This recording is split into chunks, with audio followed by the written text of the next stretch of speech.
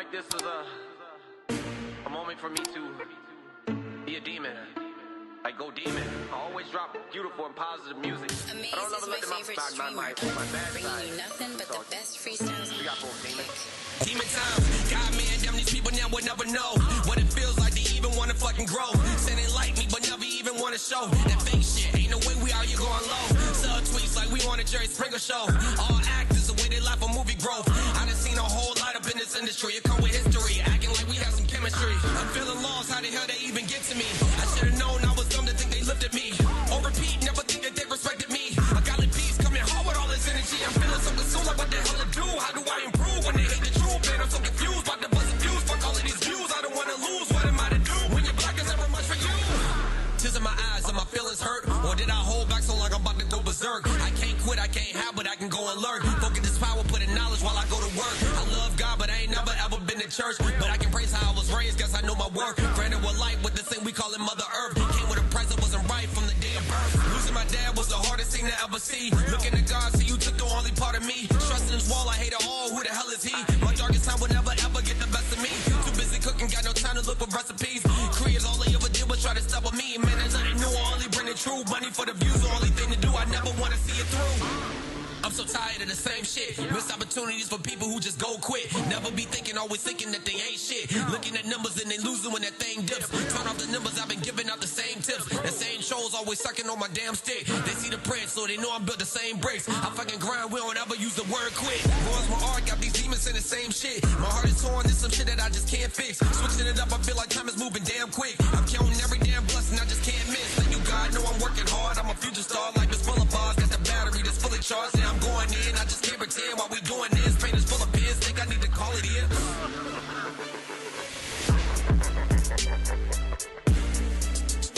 Yeah.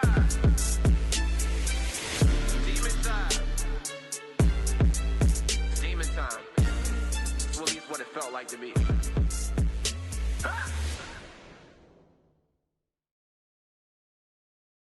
Oh, I'm lazy. Hi guys, welcome in. Guys, welcome Sasha, and thank you so much Razor Red for that massive host while we were on the waiting screen there. Welcome in and massive happy birthday. I hope you had an awesome stream. Big love to you Red and the Red crew.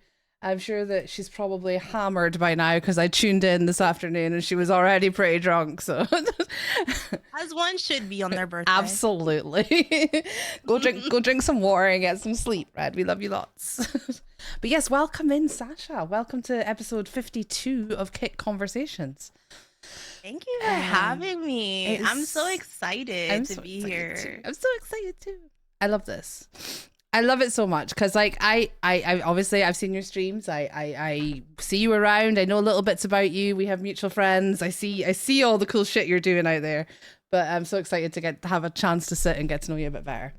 It's gonna be awesome. I don't know why I'm so anxious, but I'm like it's like totally normal. Everyone always says they're really anxious to start with, but they relax into it because we literally just have a yap. That's why it's Wes's favorite thing because all we do is yap. Don't fuck up, man. Wow, no pressure. You're trying to make me anxious, Wes. Jesus. No pressure. No I mean, pressure. I always fuck up. It would be a weird day if something didn't go wrong. Let's be honest. But if it ain't scuffed, you're not doing it right. Ain't that the truth? Ain't that the truth? Honestly, my mouse literally died on me right when I hit go live. And I was like, oh, of course it would. You're working perfectly fine this whole day. Yeah. But we'll make it work. That's exactly how it always goes.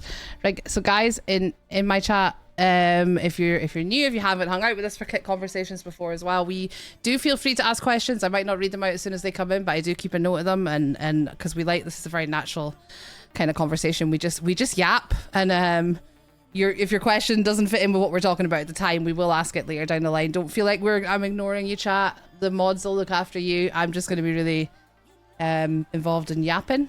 Okay. So we'll start off really easy with like what led you to the streaming world? How did you end up live streaming? What's the story? Well, a fun fact about me, I'm also I'm kind of semi-retired, but majority of my streaming career has been on the spicier side of the internet. Mm-hmm. So I did a lot of live streaming on that side. But I'm a millennial. Like I grew up on Saving YouTube when up. it first came out. So, I wanted to be a vlogger, one of the makeup gurus. Right, yeah. You I know the so ones. I always wanted to do that. I was always making That's cool, though. videos and stuff. So life just kind of led me over to Kick very randomly, but I don't regret it at all. Okay.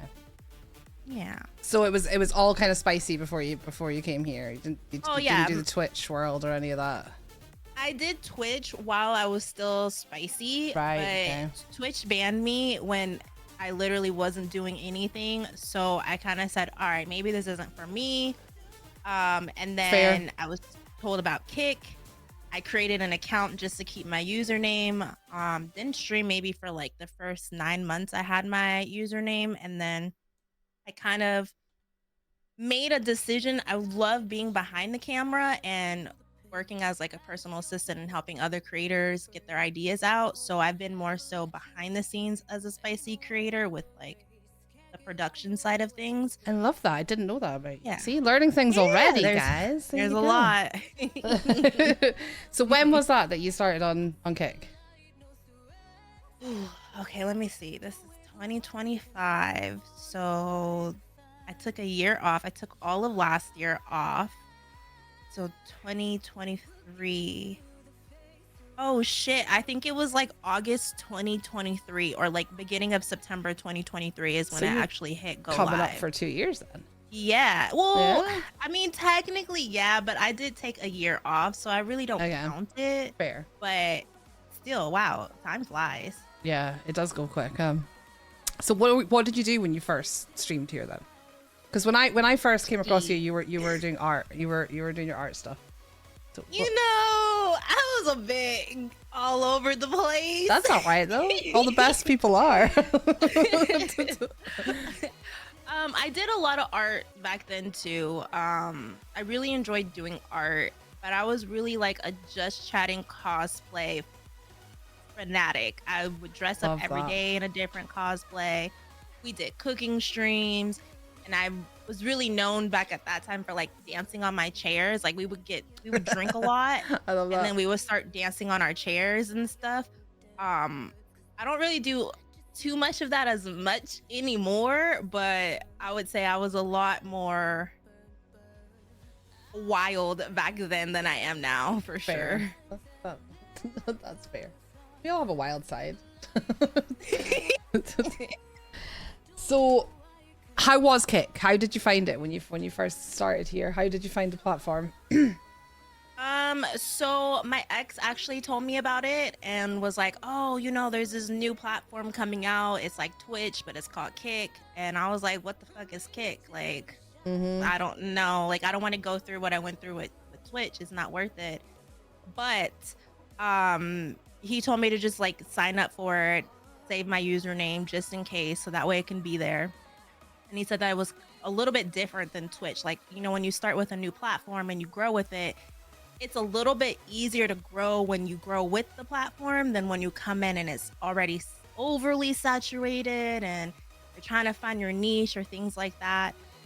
So that's how I found out about it. But I was super, super busy at the time that live streaming really wasn't something that I could handle on my plate because I was traveling a lot for a spicy work at the time. Okay. But yeah, that's how I found out about it. Nice. And what was it like to stream here? How did you find that experience? Was it welcoming? How was it? It was so welcoming. So shout out to my girl Party Like a Mother, because she and her community helped me get affiliated within like a day. Nice. I'm super, super grateful for her and that community that there's so many people that have been around there, and me and her are really close. So it was such a different experience from trying to start on Twitch, and I have a lot of friends on Twitch too that stream, but the environment and the energy was just so different there versus here. Everyone just wants to see everyone be happy for the most part. For the most part, and like succeed. Yeah. So yeah, it was really fun, and honestly too, it was exactly what I did, minus the obvious. And it was kind of nice not having to do the obvious. I could show my personality, like the nerdier side of me, without having to think about the more central side of me. Yeah, I like that. That's really cool. Yeah. So, what do you think that there's a lot? What do you think's improved about Kick since then? Because I started just over 2 years ago as well, and there's been quite a lot of changes, shall we say? Yeah. What do you think have been the improvements really since you first started on the platform with Kick itself? I mean, okay, so there's been so many that I think with any platform, any growing platform, there's always going to be some type of problems in the beginning. But one thing that I have noticed is that they listen. They listen to the issues. They listen to the complaints. They listen to professional constructive feedback. They listen to it all. It may not happen when we want it to happen in that very moment, but there's a lot that goes into adding even the smallest things to a website and make sure that it functions. And I don't think a lot of people understand the logistics behind that. But Agreed. there's so much that's been positive. I do wish, we had like an easier way to live stream an IRL. Yeah. But again, things take time. And honestly, too, running a website is very expensive. So as much as we would love to have any and everything on our list, one, that's not possible. And two, they're slowly adding on as they can, and I'm just here for the ride, honestly. Like I think because I took a year off and I just started getting back full-time-ish in April, I've noticed a lot of the different things that wasn't there necessarily when we first started. Like the channel points is something super, super fun to have. Yeah. Because it allows your community to get involved without having to spend money. And I love that because then no one has to feel pressured to spend money to help the stream be more entertaining or feel involved as well. So I really love the channel points for sure. I just sold a t-shirt on Etsy. That hasn't happened in ages. I just got excited. The notification came up on my phone. I'm like, oh, we sold a t-shirt on Etsy. Woo-hoo. Yes. It's been a while. We haven't done much on the Etsy for a while. Also, 2 seconds, sorry. I've just had a notification. I think my kid's trying to log into something. I've just had a notification. I need to check it's them before I... Ah, yes, it is. They just messaged me. This is the real life of being a This is parent it. and a streamer. Yep. I mean, it's not too bad because he's 14 now, so he's pretty easy. But Ooh, teenagers, though, man. I I know, but, swear, I like- feel like teenagers might be... Maybe because I was such a wild teenager. I was that wild always too, felt but I bad. have like so far, touch wood, he's 14. I've lucked out. He's really no bother at all. So fingers crossed. Andy likes to hang out with me. I was just saying that today. Like they're on holiday at the minute, and I'm really struggling. More so than normal, I'm struggling with my time management because he actually wants to hang out with me, and I'm like, well, if he wants to hang out with me, I'm gonna make fucking time. He wants to play games with me, and like he's into the same games as me and stuff. So like I am gonna make time for that. so I'm like, I'm not sleeping much, but I'm managing to fit in all the work and all the time with him. But anyway, I digress. But that happens a lot. That does happen a lot. Hi, Lord, and welcome in. It's good to see you, Queen. Hey, Extreme, welcome into. Thanks for all the love, guys. So how do you find? I find it really interesting, like the comparison between the spicy work and the non-spicy work, like what we consider live streaming here on the platform. Like, what are the like big similarities apart from like the obvious and differences, like in comparison? Honestly, everything is the same minus the obvious. Like I would play video games, I would do my art, I would do podcasts with other friends. There would be those special kind of shows where it's like collabs where like, hey, I'm gonna be hanging out with so and so. Yeah. May not necessarily be just chatting, but Yeah. Okay. honestly, Okay. it's the same thing. Like Yeah. it really comes down to the same thing minus the most obvious part. But Yeah. Yeah. So it's what not about the as interact? So I different. imagine that like all the production and the behind the scenes work. I would imagine there's even more involved in the spicy side, but the basis of what you do in the non-spicy, it must be the same. It must be the kind of same setup. Looking at yours, cameras, promoting yourself, microphones. getting yourself out there, all that kind Exactly. of Getting dressed up, you know. It really, this is like one of the things too why some people ask me if I'm not doing it full time or I'm not in front of the scenes, why do I always mention it? Because, well, one, it's a part of who I am and what I do. I will never hide that part of myself. I'm not ashamed of it. I'm not embarrassed by it. You know, and at the end of the day, essentially it's the same thing. There's the same amount of work that goes into it. There's the same amount of research you do offline, graphics, you know, studio production, same with like lights, cameras, audio gear. It really does come down essentially to be the same thing at the end of the day. So yeah, there's not really much of a difference. And I think it's great to talk about it. I think too many people who do it or have done it or even people who don't like shy away from it, and it's like it shouldn't be. There's nothing to be ashamed of, and if it's just another way of creating content, and a woman can do with her body what she wants to do, and you have the control. That's what I like about the idea of spicy stuff. Is that you have the control. Like you are in complete control of all these horny men who want what they want. You're like the ringleader of the circus. Standing there with your whip ready to go. Not with the whip. Yeah, with the whip.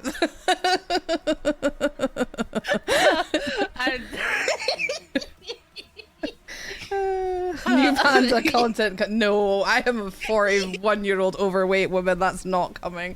But I madly respect. I wish I had the balls to do it when I was younger and a bit more comfortable in my figure. I wish I'd had the balls to do it. I started when I was 18, almost 19, so I was a baby. I do wish that I was a lot more confident in myself and within my like own feminine sexuality and knew what like I liked, didn't like, what I wanted and wanted to do. So when I get younger women that are around that age that are like, hey, can you be my mentor? Like, how do I do this?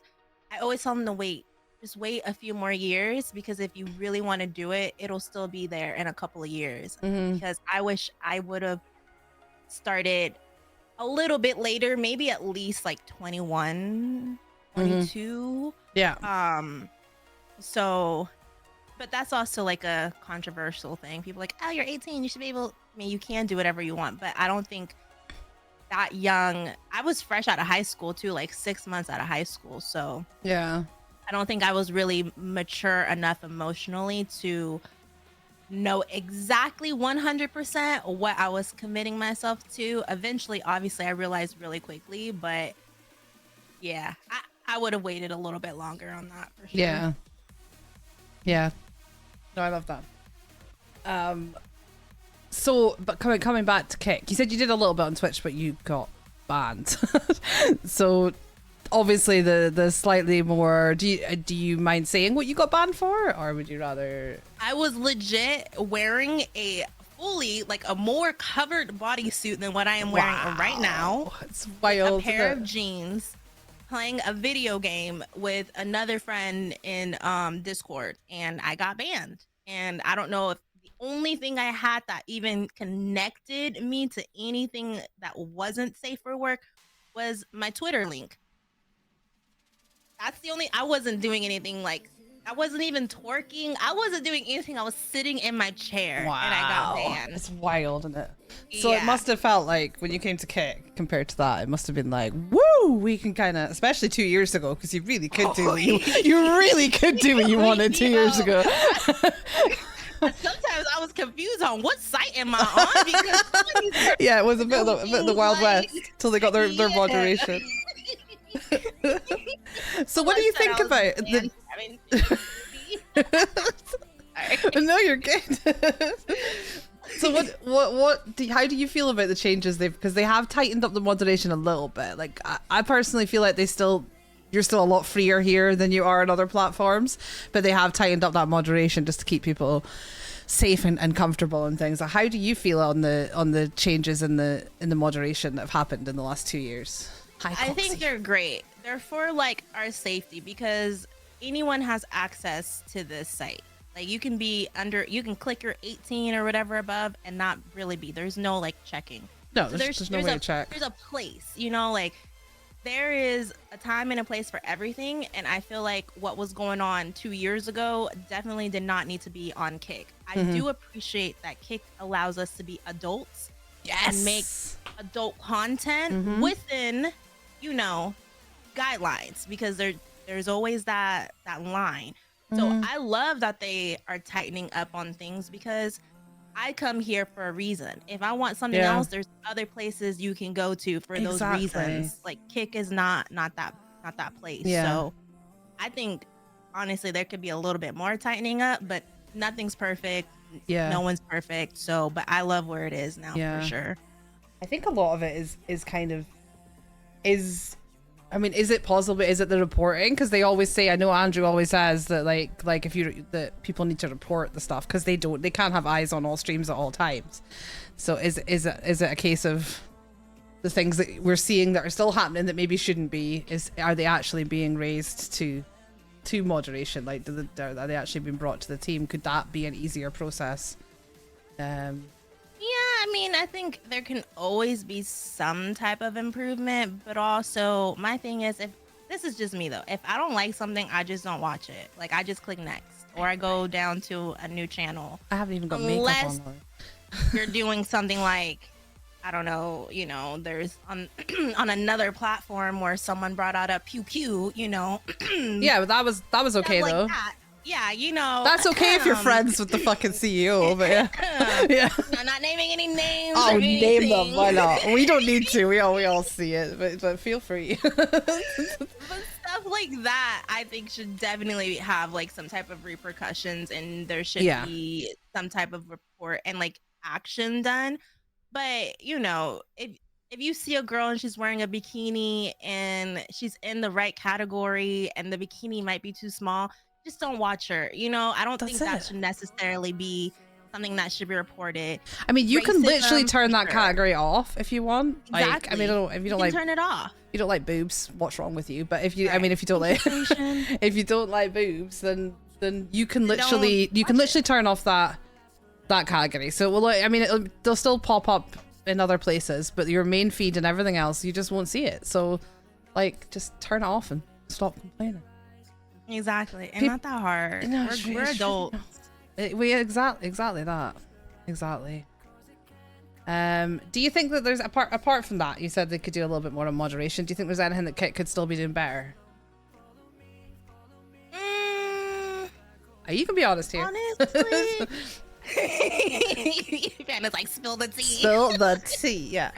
There's always things. I love Kick, and I champion the platform all the time, but it's still a new platform, and there are definitely things that could be improving. So no, that's true. I would say from a consumer point of view, one of my biggest things, I really just wish it was easier to do IRL streaming from the mobile app, or without having to go through a third-party program, or having to buy like a backpack, or having to buy all this data just to be able to then connect it. I think that's been a lot of issues I've seen, especially lately, since IRL is kind of like the trend right now. Everyone's doing it. It's the new fab. Everyone, this is like the thing to do.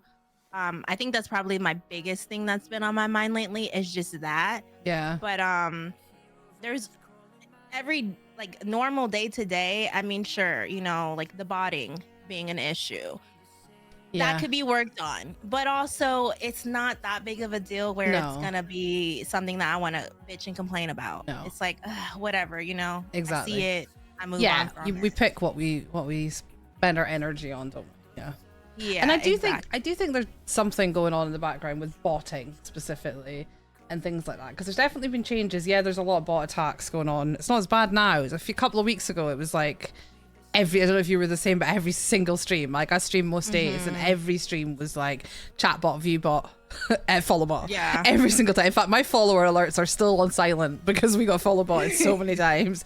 It was just crazy. But there's definitely been a change. Like there's been a change in the front page numbers. The front page numbers are not as high as they used to be.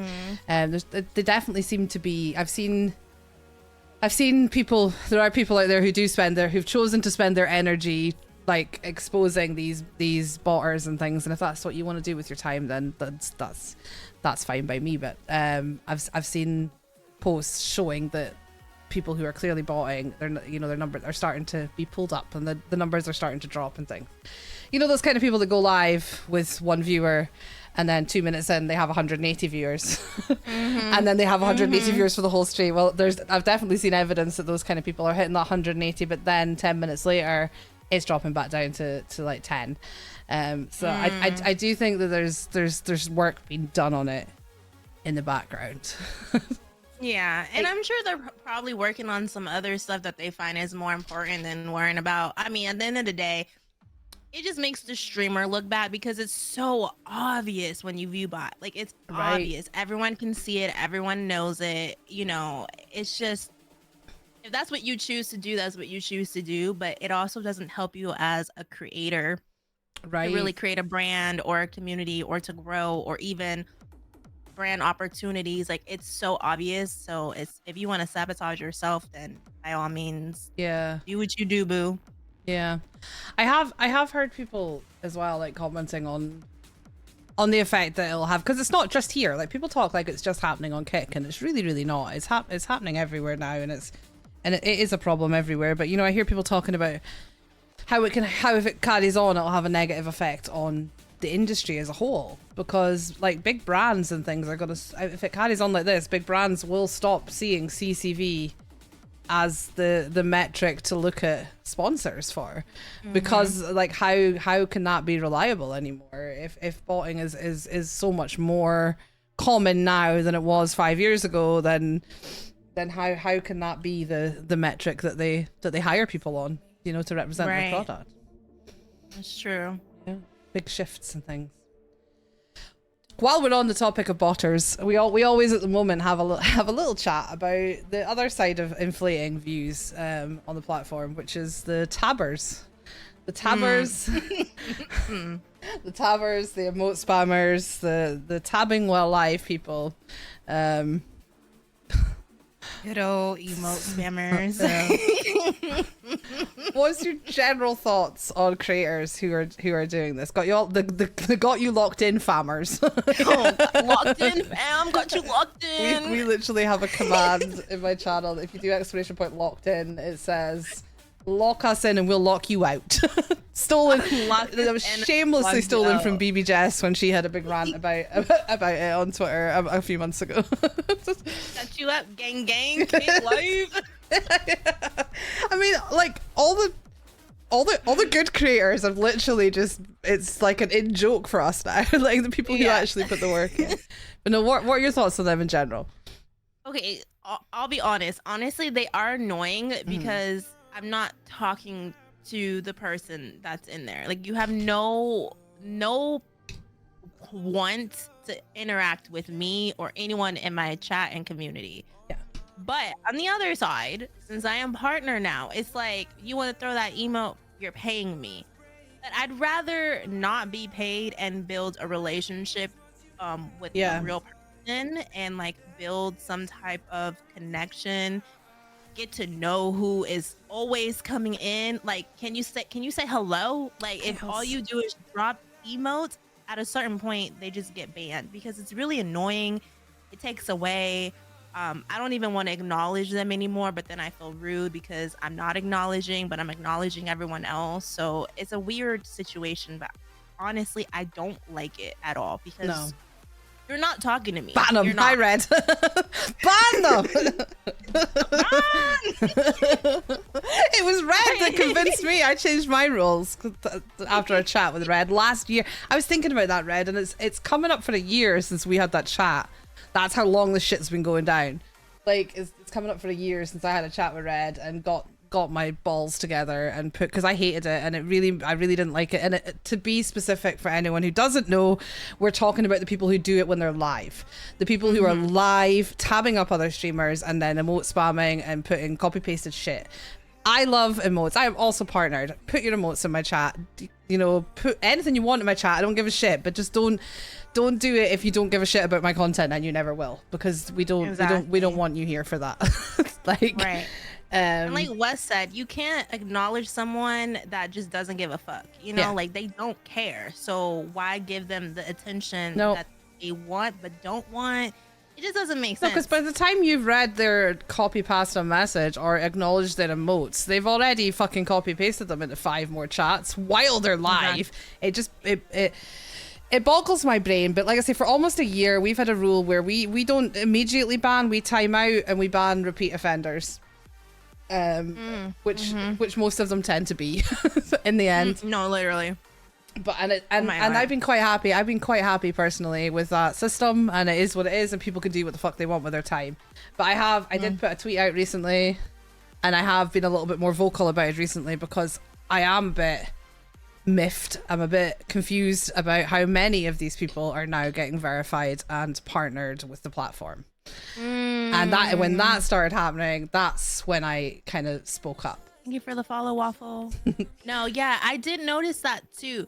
So I will say I've seen it appears, right? Because you never really know what something is, but it appears that everyone that applies is able to get it, even if you are, you know, known for botting or whatever it is, right? Maybe you don't hit all the requirements, but it just seemed like every tweet has been, oh my god, I'm approved. What I also think too and wonder is because of the Kick Road competition for those like 2 months, their emails were pretty much slammed with all the contestants, right?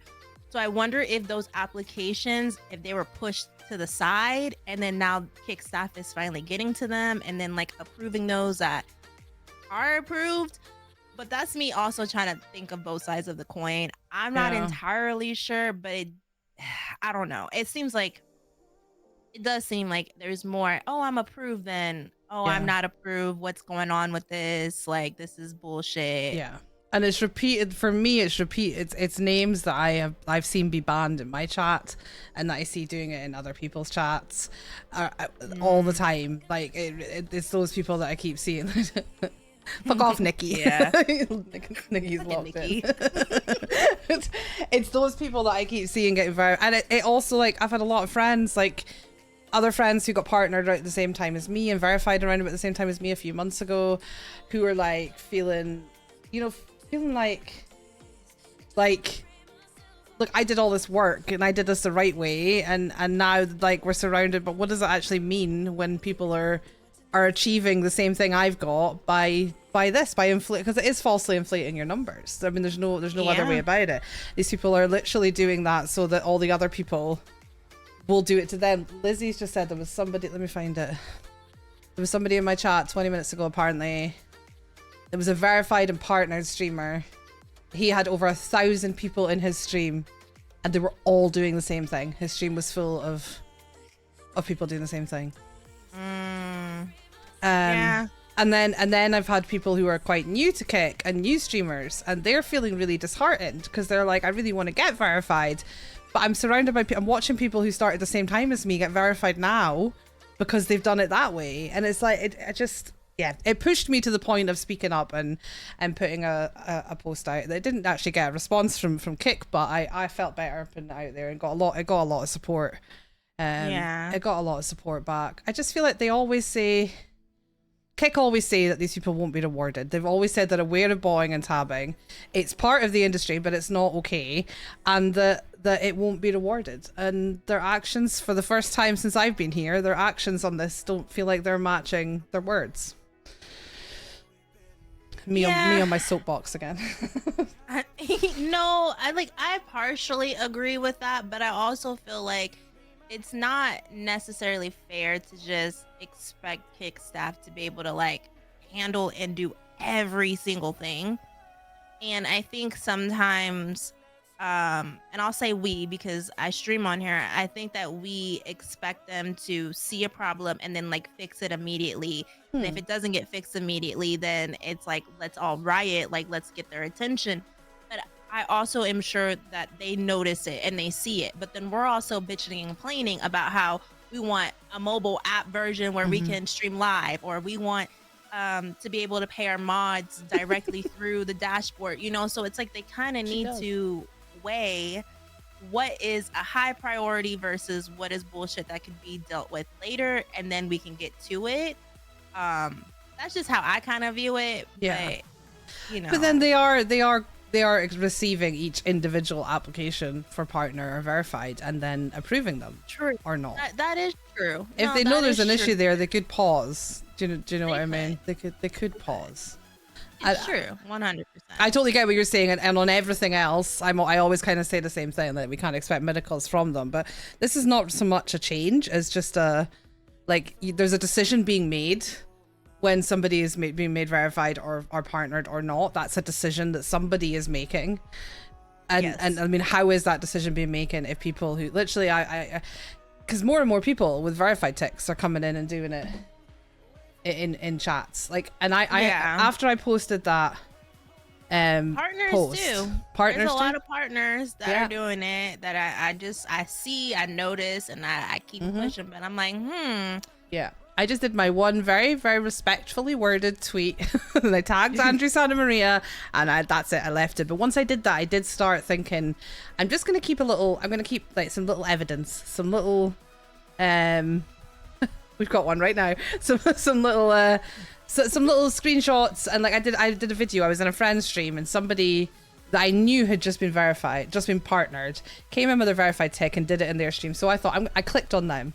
And they were live, and their stream was full of it. So I clicked on another person with a verified tick who had just emoted in his chat. And I continued to do that for up to, I think I got to like 8 or 9 verified streams, different ones. jeez. And they all had, and they were all verified streamers. And I also went into someone's chat a few weeks ago, a new person I'd never spoken to before, and I was chatting away, and they actually turned around to me and said, "Oh my God, a verified streamer that actually talks." Because I was a viewer. Wow. And I was like, so this is what it's looking like. I'm like, part of me, it feels like, take that fucking tick back, because what people see now is someone who's cheated their way to this tick, and it sucks. And I'll be honest, like sometimes, like I know 100% I would not be partnered.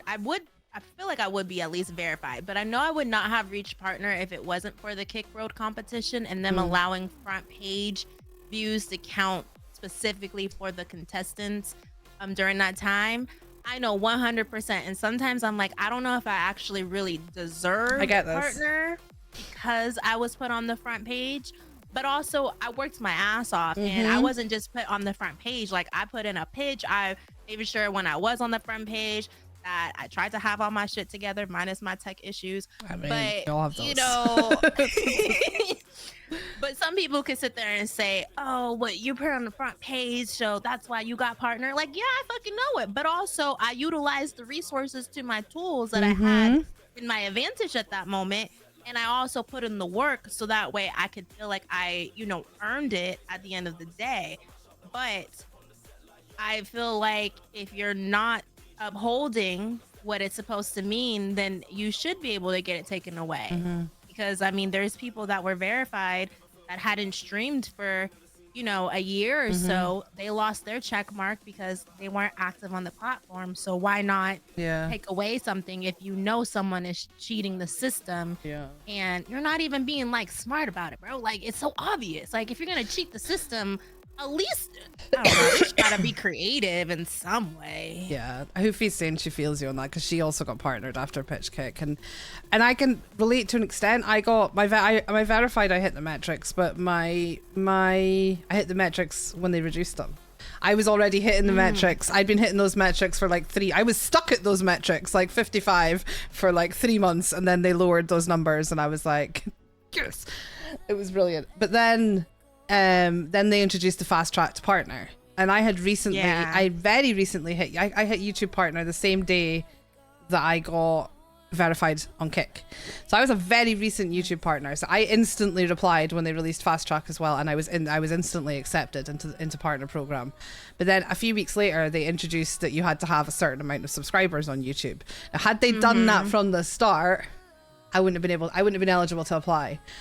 But yeah, it's like 50K you need on YouTube now. Yeah, like I've got like 1.2 or something. Like I was literally a brand new partner. But who we bringing over? I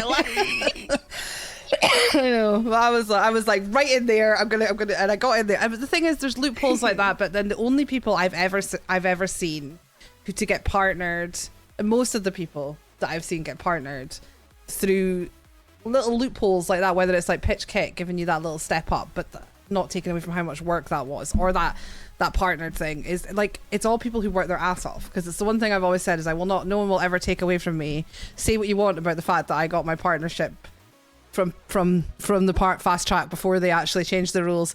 I don't care. I know how hard I've worked, and anyone who's hung out in my stream at all in the last 2 years knows how much work I put into this.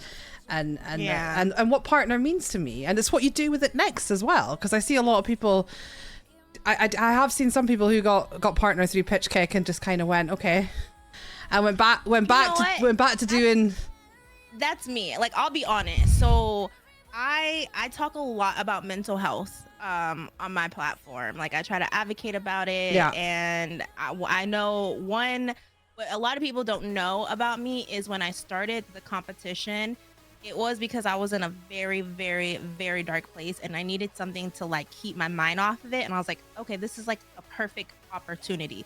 All I wanted, my goal was to stream every day in the competition. Then the competition happened, and I was like, oh shit, bitch, like you might actually be able to win this shit. Like you might want to amp it up. And it changed my goals entirely.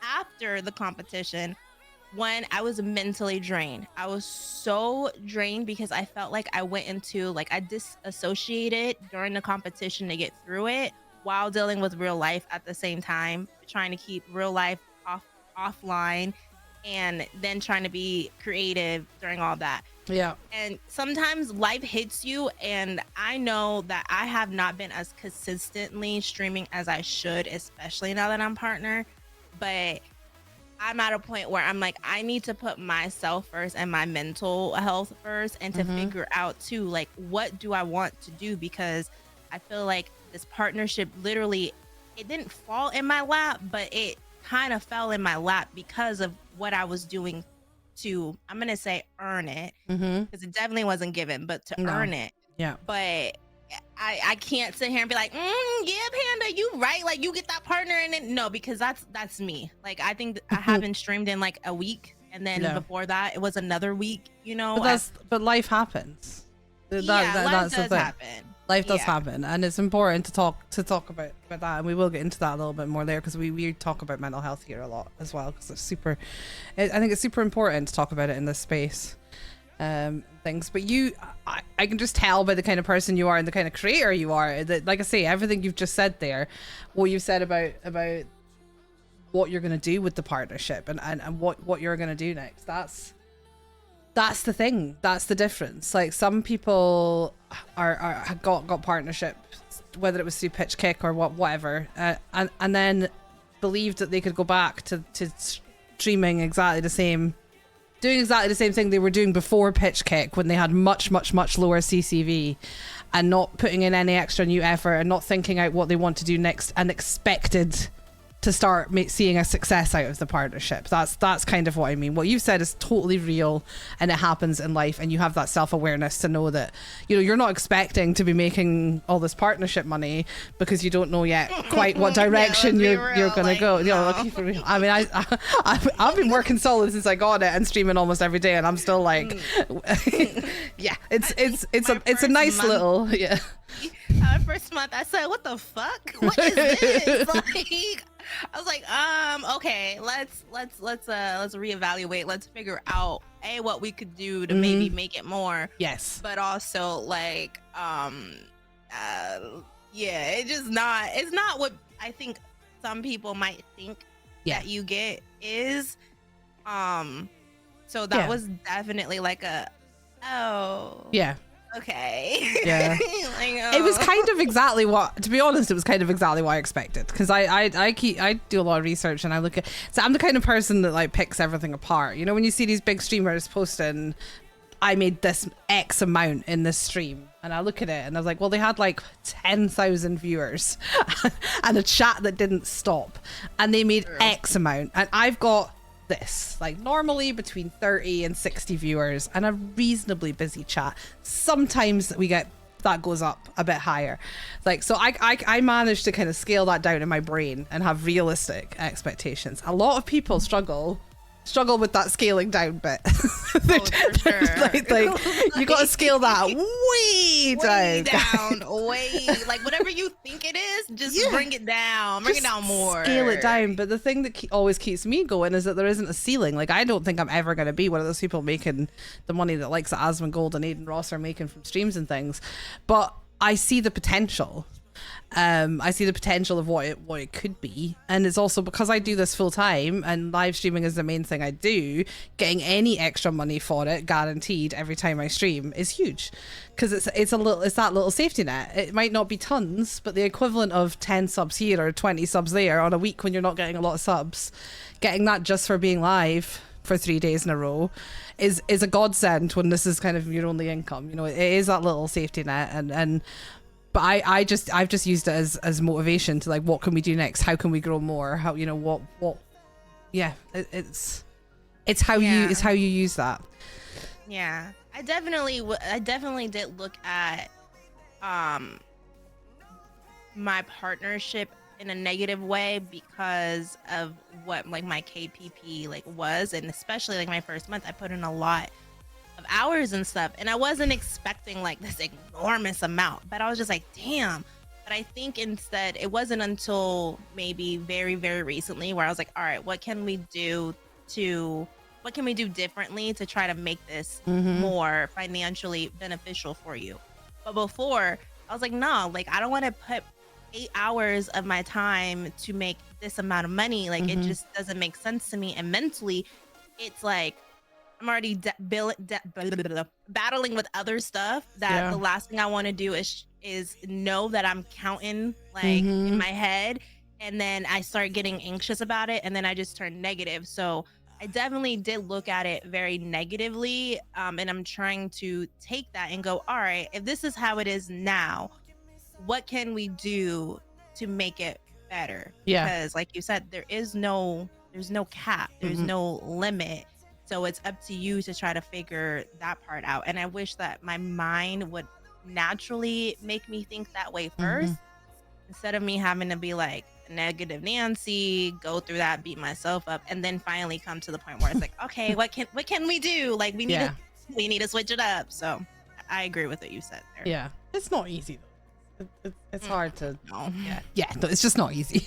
No, it's definitely not. And it's like I've been partnered for, I think it's about 3 months now, and I still I'm still only just now starting to kind of figure out how I want to do things, because like I said, I got YouTube partner at the same time, but I got YouTube partner by doing, I got the follows you need from doing short videos, because I'm quite comfortable doing like TikTok style shorts, so I was doing them on YouTube, and then I multi-streamed. I did multi-streamed my lives right up, like before it, obviously I wasn't partnered at that time, so I multi-streamed all of my lives. I also started doing some reruns of my lives because I noticed that certain games were doing well, and that's how I got the watch hours, and between those I hit partner. So here you are, you're monetized, but the best way to make money is through regular long form content, which I've never fucking done. so I'm like, okay. What now? I made 7 pence for my shorts last week. Let's go. Let's go. It's just, and then partner came around so quickly after that.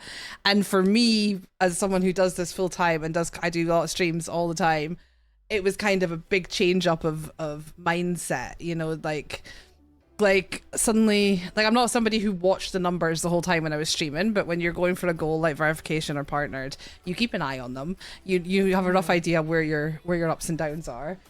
I had adjusted a lot in my schedule, like when I streamed, what I streamed. I didn't stream so much late at night because my numbers would risk dipping. I didn't do too many like co-op streams with lots of other streamers, and suddenly I was partnered and it felt like I was free. It's like I can try anything now. I can stream late at night with my American friend. Like I don't have to worry. Like one bad stream is not going to tank my CCV and set me back on that goal. So we've just kind of been dipping our toe in all the waters. Which has been nice. That's what you've got to do, though. You've kind of got to test it out and see, because I've always been like a later night streamer. So I don't get to hang out much because your late night is like literally the middle of the night for me. Literally. Like, and then I kind of would try to get on like super early, so that way like my UK, like my European friends or wherever you are in the world, like you're able to hang out and stuff too. And I'm like, well, I'm about to head to bed, and I'm like, well, I just rolled out of bed. Like, what do you mean? So it's about trying to find that balance and also like, knowing fan base. Yeah. Sorry, I interrupted you. No, you're good. No. I yap a lot, so it's okay. No, me too. And then I the ADHD, the brain fires off by itself. So yeah, it's 10 p.m. here now. So what time is it with you at the moment? It is 2 p.m. 2 p.m. 2 p.m. So you're PST. Yeah. So that's a big difference. So yeah. Huge. So like I'm a night owl and I'm often up till like 2-3 in the morning. But even 3 in the morning for me is what, like 7 p.m. for you. So, that's crazy. Yeah, like I try to watch Red as much as I can, but by the time I wake up, she has maybe an hour or two left, and then she's off. And I'm like, well, all right, I got to say hey. That's it, though. And then when I go on, she's like, all right, me, I'm heading to bed. And I'm like, good night. So it's like we almost live in, I don't know, like a different universe sometimes. It feels so weird, but time zones are crazy. Sasha's late night is our early. So if you're up till 2 in the morning, that's 10 a.m. for me. So that's I'll have to start looking for you when I get up really early. Like sometimes I'm up at the desk, like when the kids are at school. Sometimes I'm up at the desk really early in the morning. So I'll have to start looking for you to see if you're on late. If you're on late in my early morning, time zones are whack, Red. It's a pain in the ass. I hate time zones. Like I'm so used to just trying to deal with like Central and Eastern. Like so I don't want it to be too late for my East Coast folks, and then now having to like all right, well, there's a 9-8 hour difference. Okay, let me try to like do some math in my head. How does this work out? It's a lot. I hate time zones. I really do. They bother me so much. It is a frustration for sure. So coming back to the streaming, the streaming that you do now, like on Kick, what how would you describe your content if you had to tell somebody about your Kick content that has never seen you before? How would you describe it? Okay, honestly, I don't really do that great of a job of like explaining, or I think it's like promoting what I do, which is so weird because I get super uncomfortable about it. But I usually am like, oh, I'm like, I do art streams and I do a lot of just chatting and I talk about mental health. Sometimes I'll do cooking and cosplay. It's okay. So here's how to talk about it. Here's a better question that I sometimes ask. That how would you describe your content in 3 words? Take the big long explanations out of it. Make it easier. Okay. Chaotic. Memorable. Love that. And creative. I love that. See, I think that's a good way to describe my stream. Big booty streams. Thanks, Wes.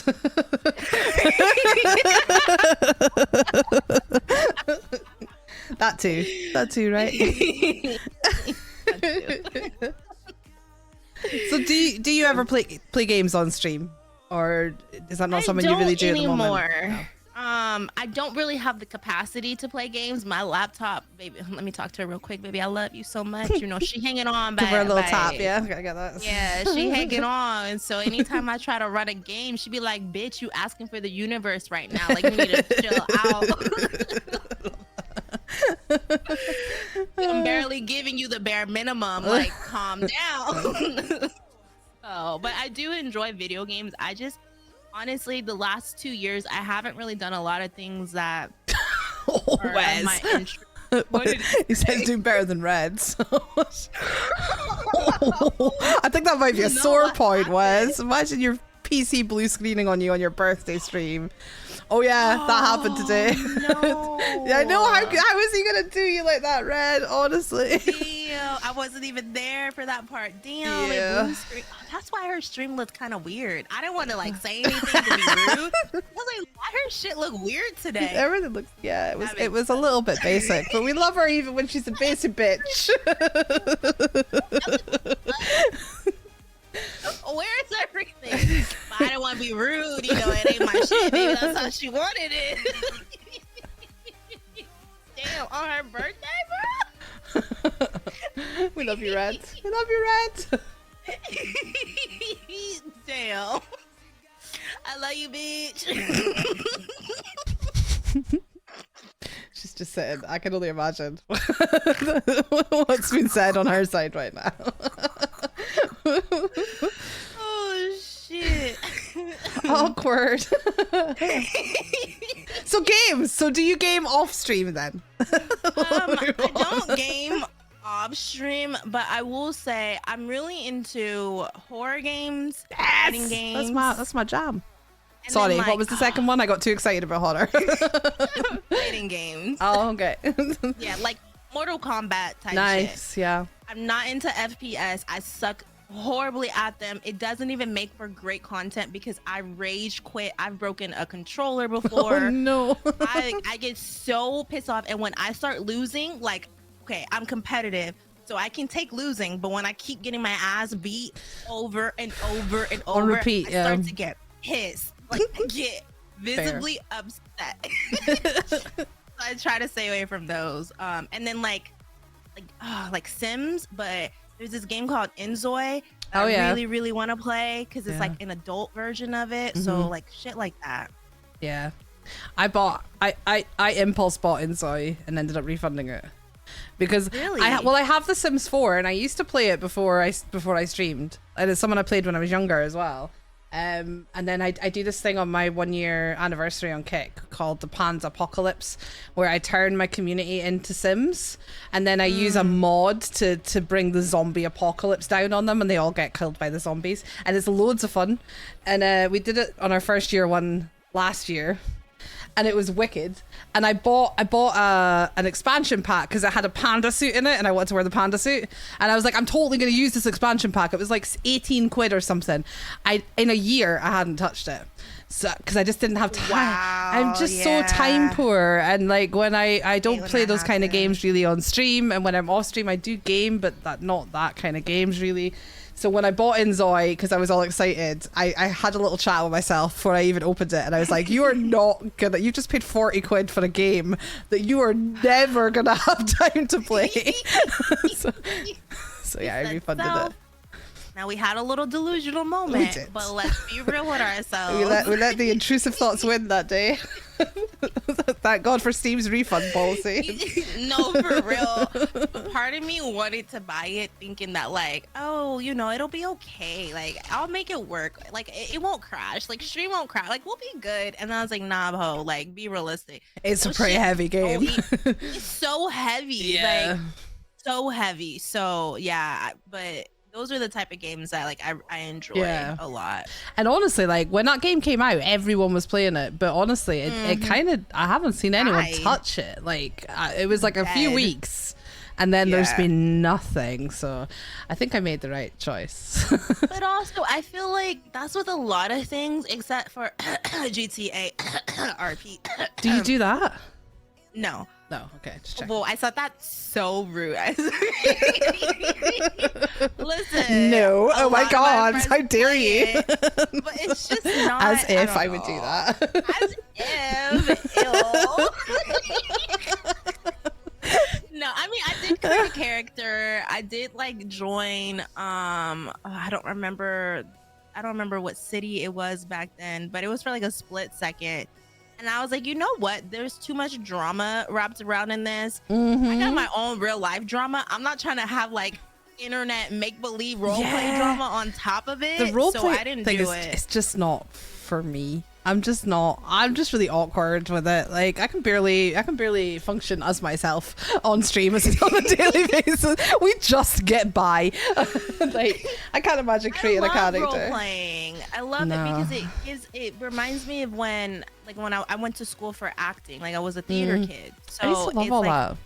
Yes, I'm like, oh, this is like a way to embrace that, but it's not that at all. And honestly too, it's, in my opinion, it's boring to watch. I don't enjoy watching it because you do disconnect from your community to be involved in the online community, and there's a huge disconnect between that. So yeah, no, it's not for us. It's just not for us, guys. It's just not. It's not. I hate talking about it because a lot of my friends are very much like in it, but I'm like, I don't watch you. Like I might watch you for a second, and then I'm like, I'm good.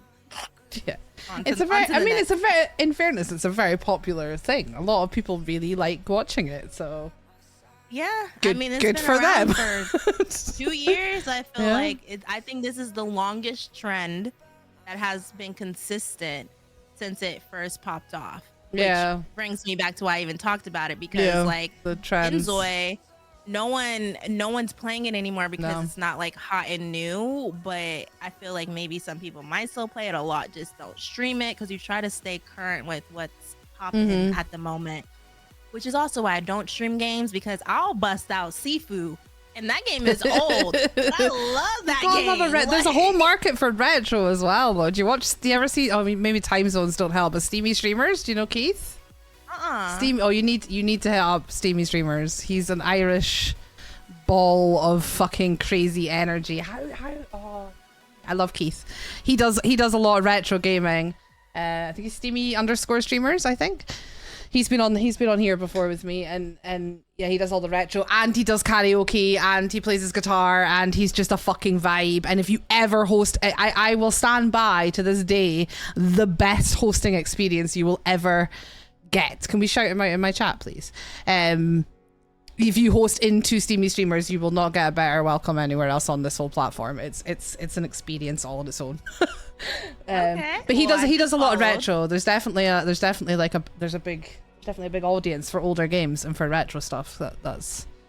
If that's your jam. It's not my jam, because you had me at karaoke. Oh my god, literally he sings. I was going through all my clips on my PC the other day, and I found a clip I took of his stream when he was singing For Me when I traded in, and he was replacing the words in the song with Panda, and it was golden. Aww, he's just a bundle of joy. But yeah, the point was retro is definitely a thing, because he does a lot of retro. I hate retro because it's too hard. Like retro old games are so hard, guys. They're difficult. Yeah, they can be. We're spoiled nowadays as gamers. There's no taking away from that. Like I wanted to, because I only got into gaming again like in the last kind of 5 years, and I only got into horror a couple of years ago. I wanted to go back and play all the Resident Evil games, because I'd only ever played the first one like when I was a kid. So I downloaded them all and like about a year ago, and I started playing the first one because it doesn't have a remake, so it's the actual first original one. And I started playing it on stream, and I couldn't do it. Yeah, no. It was too hard. I kept dying, and there was no fucking save point, so I just kept doing the same section of 25 minutes of the same gameplay, and then getting killed by the zombie dogs over and over and over again, and I put it away and never looked at it again. Yeah, see, no, that's when I would rage. That's when I'd be like, yeah, you know what, fucking stupid shit. Oh, rigged ass fucking game. Like, this shit is dumb. Yeah, like, I get ragey too. That's why I just give up. I don't tend to rage. Like, I sometimes play the shooter games and I'm terrible at them, but I genuinely don't care. Like, I'm so casual in my approach to it that it doesn't bother me if I get killed 100 times over. I don't care. I'm proper chill, very rarely rage, but things like that, and like anything parkour, you know, like you're only up and all that shit where you have to jump over things and obstacles. I can't do them, and when they're having to try and do the same one over and over again and I can't do it, that's when I rage. Yeah, man. They made me do. I think that's just me in general. Like, anybody can ask Wes. Like, it could be a card game, it could be bowling. Oh my god, it could be Top Golf. if I'm not doing well, you see it on my face. Like I wear my emotions on my fucking face and I get so upset. Like, and then I have to be reminded, it's just a game, have fun with it. Like it's not the end of the world. I'm like, no, fuck that. You're just saying that because you're winning. Like, what the fuck? No. Like who wants to keep fucking getting slaughtered? I would never play a game again because I'm terrible at like 90% of games. I'm like, I don't care. Apart from when I have to jump over holes. But like, I think I have an issue with depth perception. Like I was playing, have you seen Lethal Company?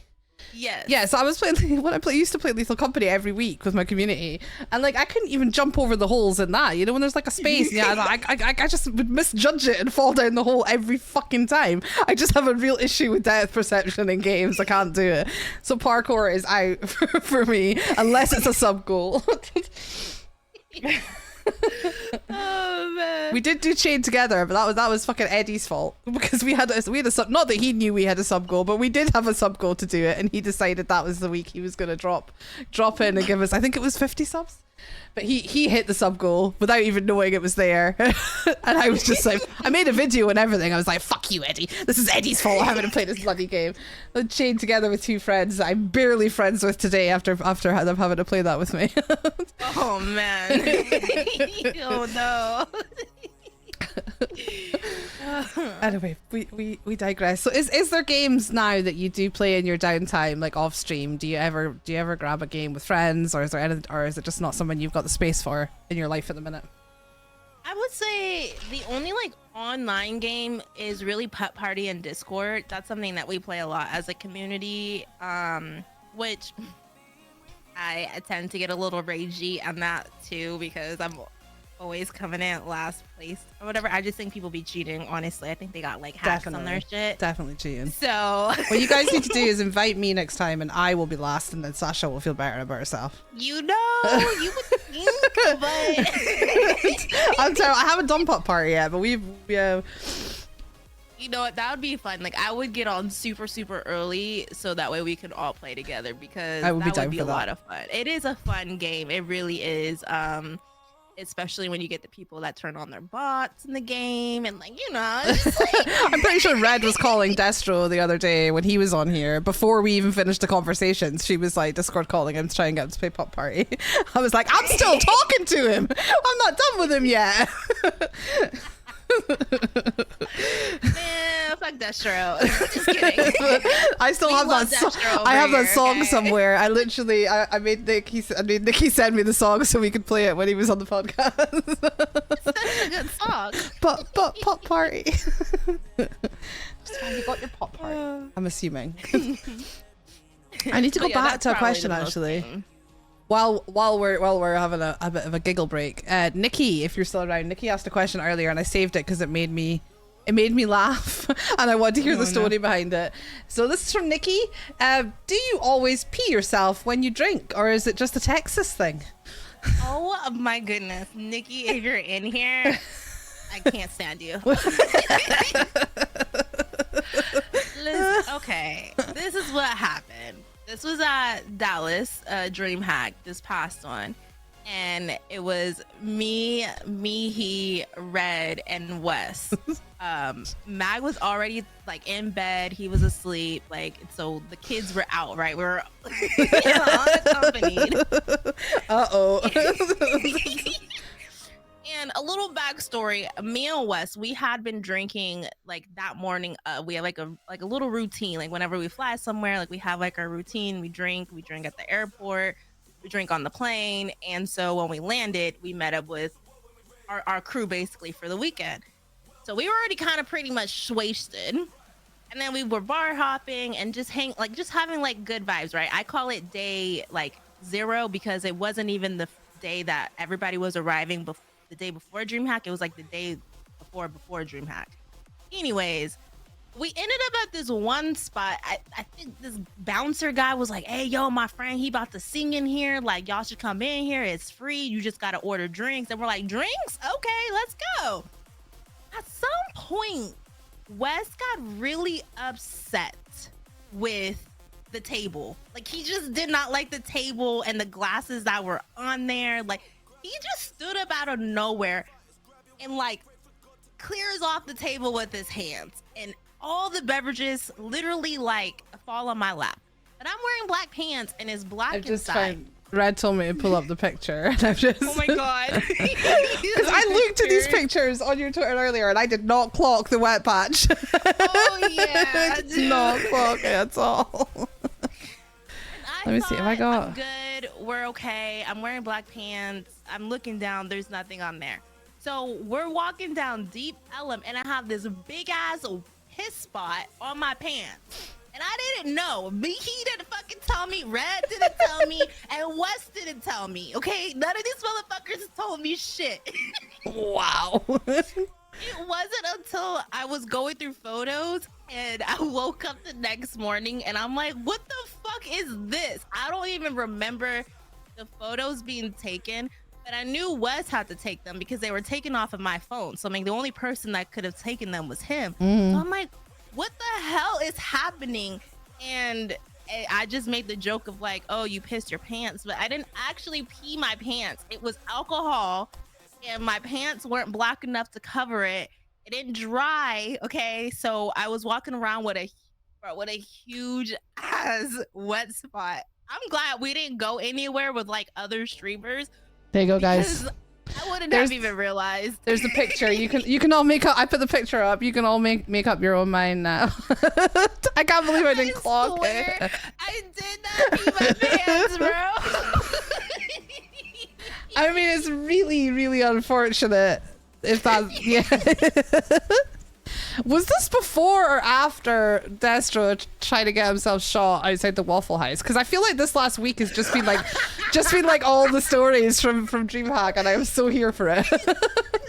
After Destro tried to get shot at Waffle House in Atlanta. So, oh, that was Atlanta. Okay. Atlanta. Okay. Yeah, you know. It's all DreamHacks I wasn't at, Wes. They're all the same. Forgot about that part with Destro though. Man.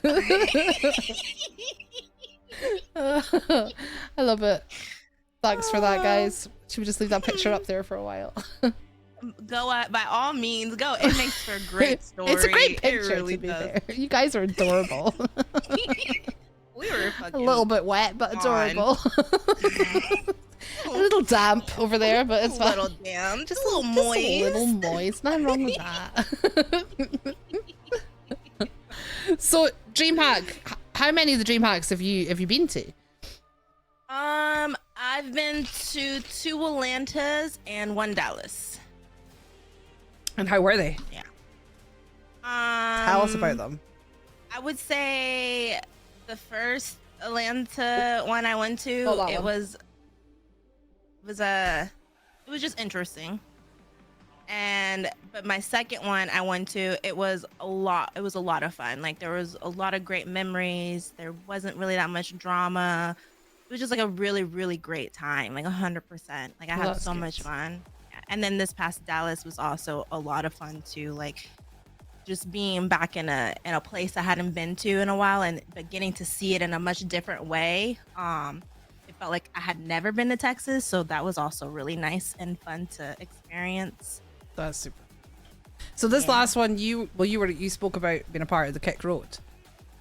Yes. That was Dallas, wasn't it? Yes. Yeah. Yes, so how tell for anyone who doesn't know what Kick Road is, do you want to give them a little summary of what the Kick Road? Yeah. So Kick Road was a competition for all streamers, not just exclusive to Kick, for streamers 100 CCV or less. And they had niche categories like gaming, art, IRL, just chatting. There's one more that I can't remember off the top of my head. But basically, you competed for the most watched hours within your niche. And then the overall streamer with the most watched hours out of everybody won $20K. If you won first place within the smaller niche categories, you won $5K. Second to fourth place won $1,000. So I competed in the art category. I came in second place, barely though. I was She right. was right robbed. there. She was robbed. I was right there. It's okay. I took 2 days off, and I was like, "Fuck!" I knew these 2 days were gonna bite me in the ass, but it was a lot of fun. So that's what I competed in, and I came in second in that. And overall, I came in 29, I believe, was the last time I checked. That's it. amazing. So out of like 800 contestants. Look at you. I love that. Hey. There was a little bit of drama around the competition. Did that affect you, or? I mean, okay. I'll be honest, the drama did affect me. It almost made me like not want to do it because it was early on in the competition, and like I mentioned earlier, I was already dealing with my own shit mentally that I was like, this is not what I signed up for at all. But with any competition, there's gonna be some sort of drama. But I had a really, really great support system. Like honestly, I would not have been able to get through it without my community and without Wes. And Wes kept me from quitting so many times behind stream. And wait, hang on, Wes is actually a good person. Wait a minute. Yes, he is. No, I know. I can see. Trolling. Yeah. But yeah, he definitely trash. No. I had to. I'm sorry. You put it out there. Boy. Sorry, carry on. No, you're good. But yeah, that's honestly what helped me get through a lot of the drama, and especially when it started to come to me personally. It did affect you personally. 100%. Like personally, it was like I don't. This is not. I want to avoid this. I don't want to do this. Like I just no.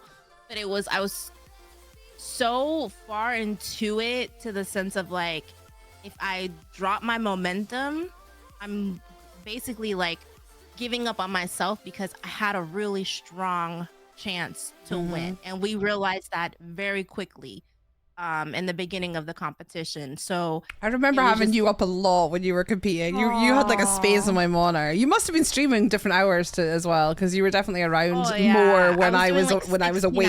Yeah. Yeah. I remember having you up a lot. You were like up on a monitor. You were one I was rooting for, because you was doing it right. Shall we say?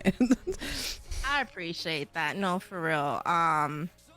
I met a lot of different streamers just from doing that competition, which honestly for me is like so like I take that more to heart than like being able to say I placed top 2, because the relationships that I got from that I still have, you know, like I have the memories, I have the day-to-days, like I still have that versus it being a memory.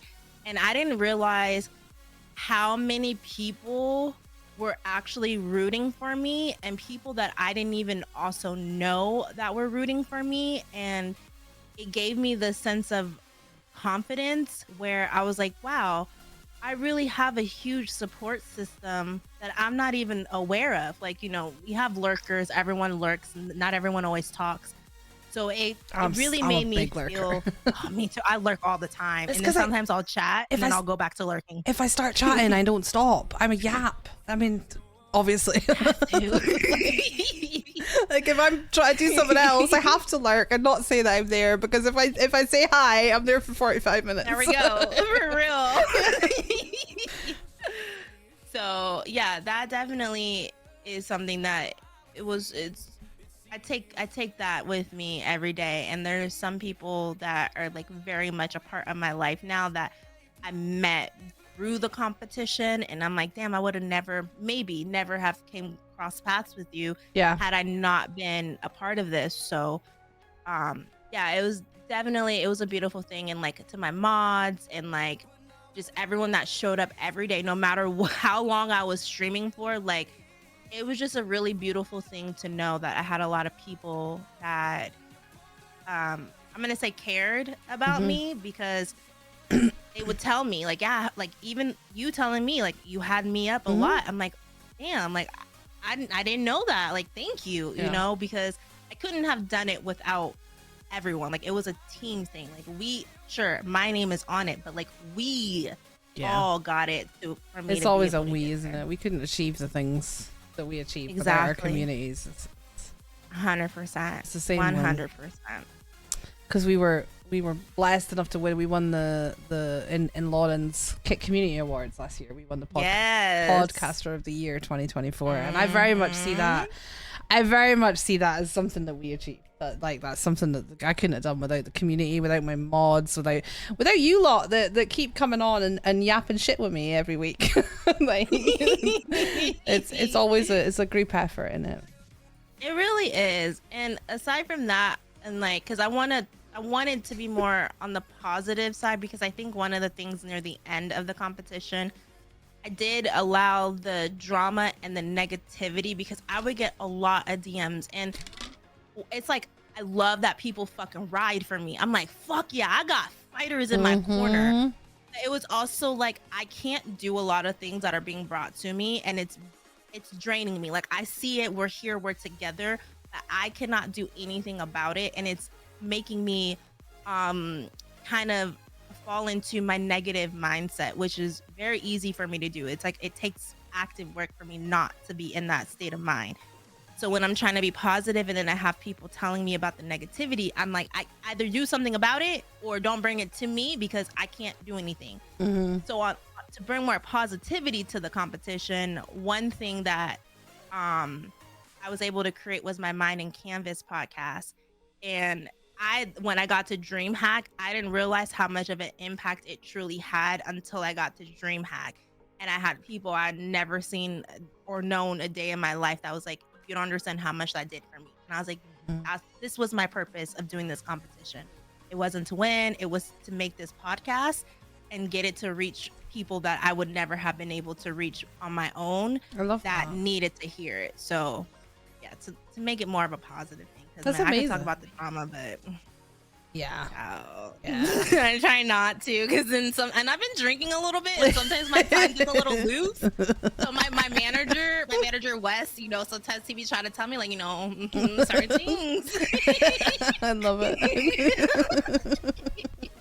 I mean, we could talk about that. I'm not gonna. You're good. You're good. we won't go there. You're all good. So you did so. I realized that I've missed a trick here. I should have asked you for the video. I don't know if you have it to hand, but you did something else at DreamHack. Was that this year? Was that Dallas? Oh yeah, the lip sync. The lip sync. Yeah, I should have got you to send me the video. We could have watched it together. Do you have it to hand? Or? I do have it here. Okay. I can send it to you right now. Awesome. Oh my god.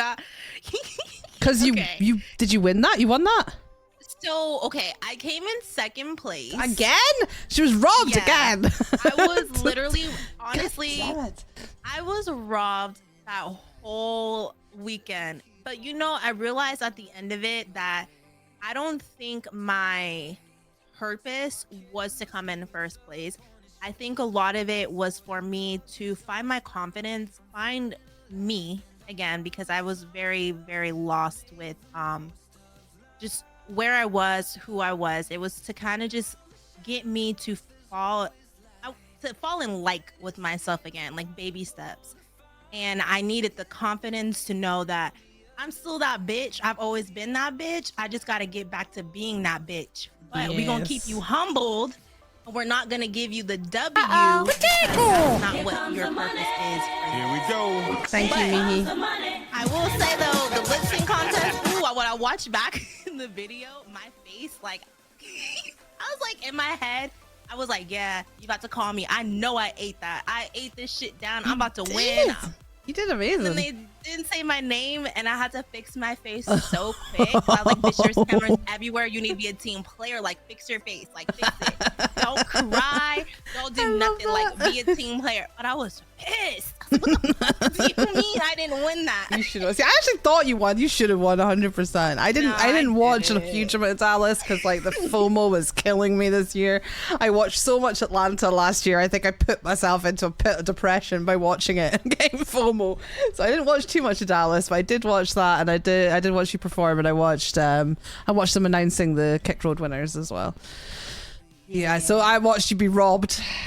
Yeah, but it's okay, you know. But yeah, I think it's an important thing to speak about as well, because like putting yourself out there and and taking part in these. I mean, there's all the whole cliche bullshit about, you know, it's not the winning, it's the taking part. But sometimes in this industry, like just putting yourself out there and saying, yeah, no, I can do this shit. I'm good enough for this. I can work hard at it. I can put this together. Can do so much for you, like you say, for your confidence, and it also brings out your community, like, and the benefits, whether you win or not, the benefits can be absolutely massive. Oh yeah. That was the first time I had been on a stage, like a main stage, since I don't know, like 2015, 16, like a long time. Like it was a long time. Just tried And what Wes said.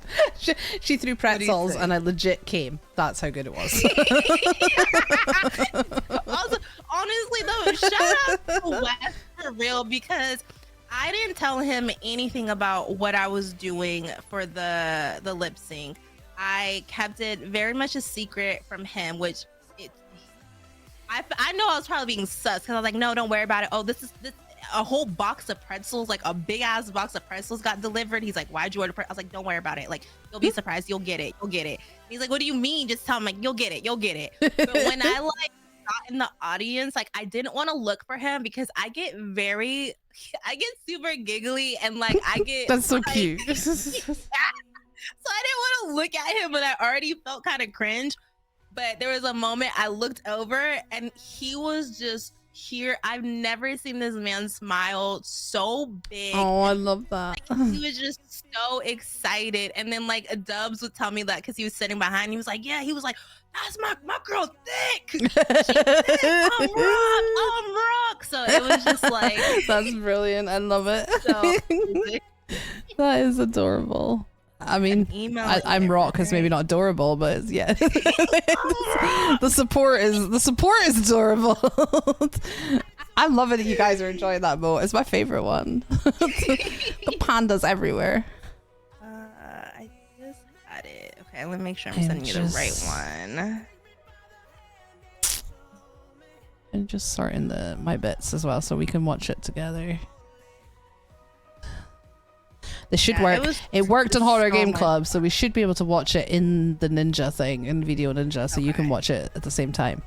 It worked. It worked when I had them all on for Horror Club, so it should work for you to. Oh, not that. Oh no, not like that though. I'm gonna send it to you via email because okay. it's gonna be too big for Discord. I don't have Nitro. No problemo. I'm rock. I love it. One of the cool things too, like I had so many people that were like, how did you come up with a whole like choreographed oh, you're lagging a little. We lost her. No, come back. No, Sasha. Have we broke her laptop? Did we break your laptop? Oh no. I think we broke her laptop, guys. Oops.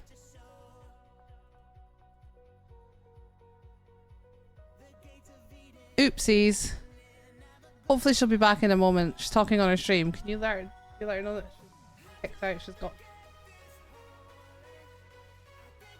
Did Wes break it? Oh no. It's okay. Techie shit does techie shit. Techie shit does the techie shit. It's just what it does. Hello! Hi. Oh, welcome back. That was OBS. Sorry. OBS is a dick. Yeah. OBS be OBSing. That was OBS. Let me. You are all good. I was waiting for it. It was too good to be true not to have any tech issues. Shit, I've got moths. I've got moths. Okay, are we back, everyone? We Gucci? Gucci, yeah. Okay. I didn't even need to refresh. Right. You just popped back up on my screen. Win-win. Okay. Perfect. Okay.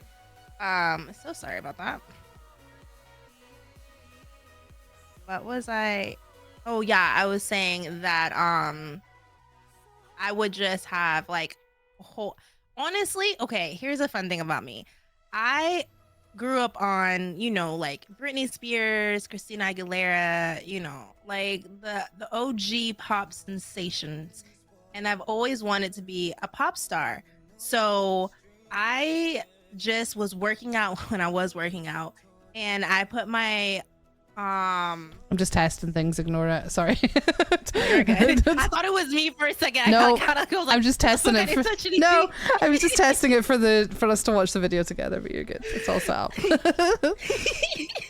And so Britney Spears came up, and I was like, oh my gosh, this would be like perfect thing. Like, I'm thinking main stage, right? BB Just, she comes from a theater background too. So when she says, think main stage, give me a performance, I'm like, I'm right there with you. Like, we about to bring down the house. So I literally, okay, Shakira too. All right. Shakira was definitely up there as well. She definitely was up there. I just sent it to you. No worries. I was like, you know what? This is my song. I love Toxic. I love Britney Spears. And I was like, you know what? The music video is an icon. How can I bring this to life? Like, how can I make this on stage in like literally 90 seconds too? I might have pushed my time by like 5 seconds. I'm not going to lie. And I just watched the video and I listened to the song over and over again. So that way it was like locked in my mind again. And I just blacked out. Like, I remember telling Linda, shout out to Linda, which is Sprayed Up Jay's wife. Linda helped me out. She was my second flight attendant, and she brought a whole nother element to the performance that I think my performance might have been flat without. I love you, wifey. Lurking ass. I knew she was in here. She brought in another air hostess number 2.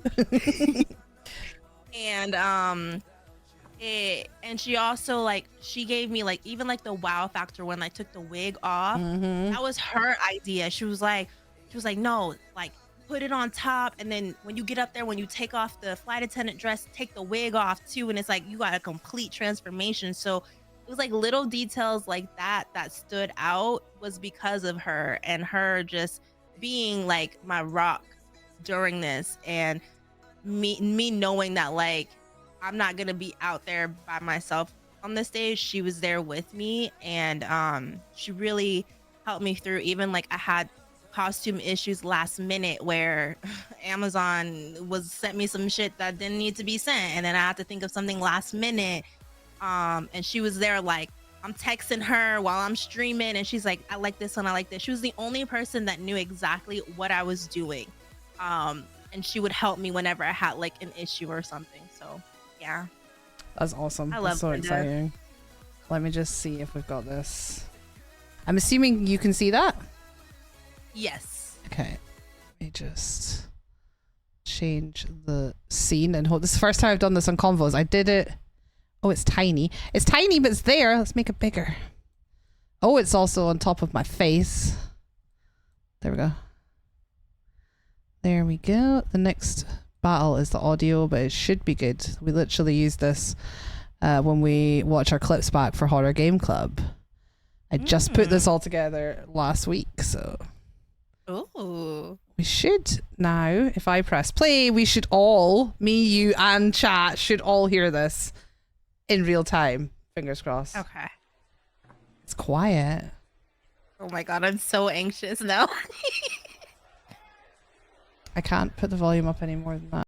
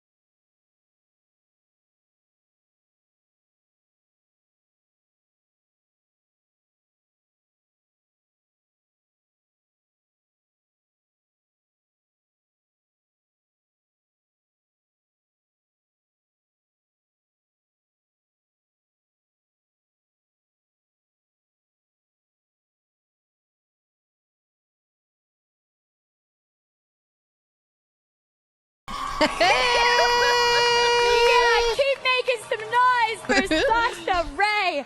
Absolutely insane. While she cleans up here, judges, I'm going to ask, do you have any feedback for our beautiful Sasha? I think I'm in love. Things are heating up here. You had a whole crowd interaction trying to bribe the crowd with snacks. Yeah, the rest Can I of get this some is of those snacks, though? talking. And... No shot. I didn't say no bribery. Oh, okay. All right. Cool. Oh, no points. Well done. Proud work and all. Can I ask you, how do you feel after that performance? I feel like a pop star. Yeah, I got to live girl. my little pop star girl dream. So I feel great. I also cannot breathe. I was Thank so you out of so breath. much. I was like, Make oh my some god, my more noise, cardio. Sasha. I Thank you can't so breathe. much. Absolutely Yeah, amazing. keep that noise And round of coming. applause in the chats as well, guys. Absolutely incredible. Awesome. That's amazing. Thank you. How does thank it you. feel watching that bad night though? Seriously, like Honestly, it's so awkward. Like, I hate listening to myself back. I hate watching myself back because I notice like all the things that are wrong. And I just feel so cringe. I don't know how I did theater my whole like life up until I really graduated because like I get so awkward about it. I don't know what it is. I'm just like, who is that? That's not me. it was, and you were fire. It was incredible. Thank you. Thank You you did so amazing. much. You should be so I proud. appreciate that. You know, I am because I remember backstage, I was telling Linda, I was like, I'm going to throw up. Like, I legit felt like I was going to throw up and not like stage, like pre-nerves. It was like, I'm going to throw up. What am I doing? I'm doing way too much. Like, I'm putting myself out there way too quickly. Like, I started to really panic. She's like, you got this. Like, you're good. Bitch, calm down. Like, you got this. Like, you know what you're doing. You got this. Just have fun.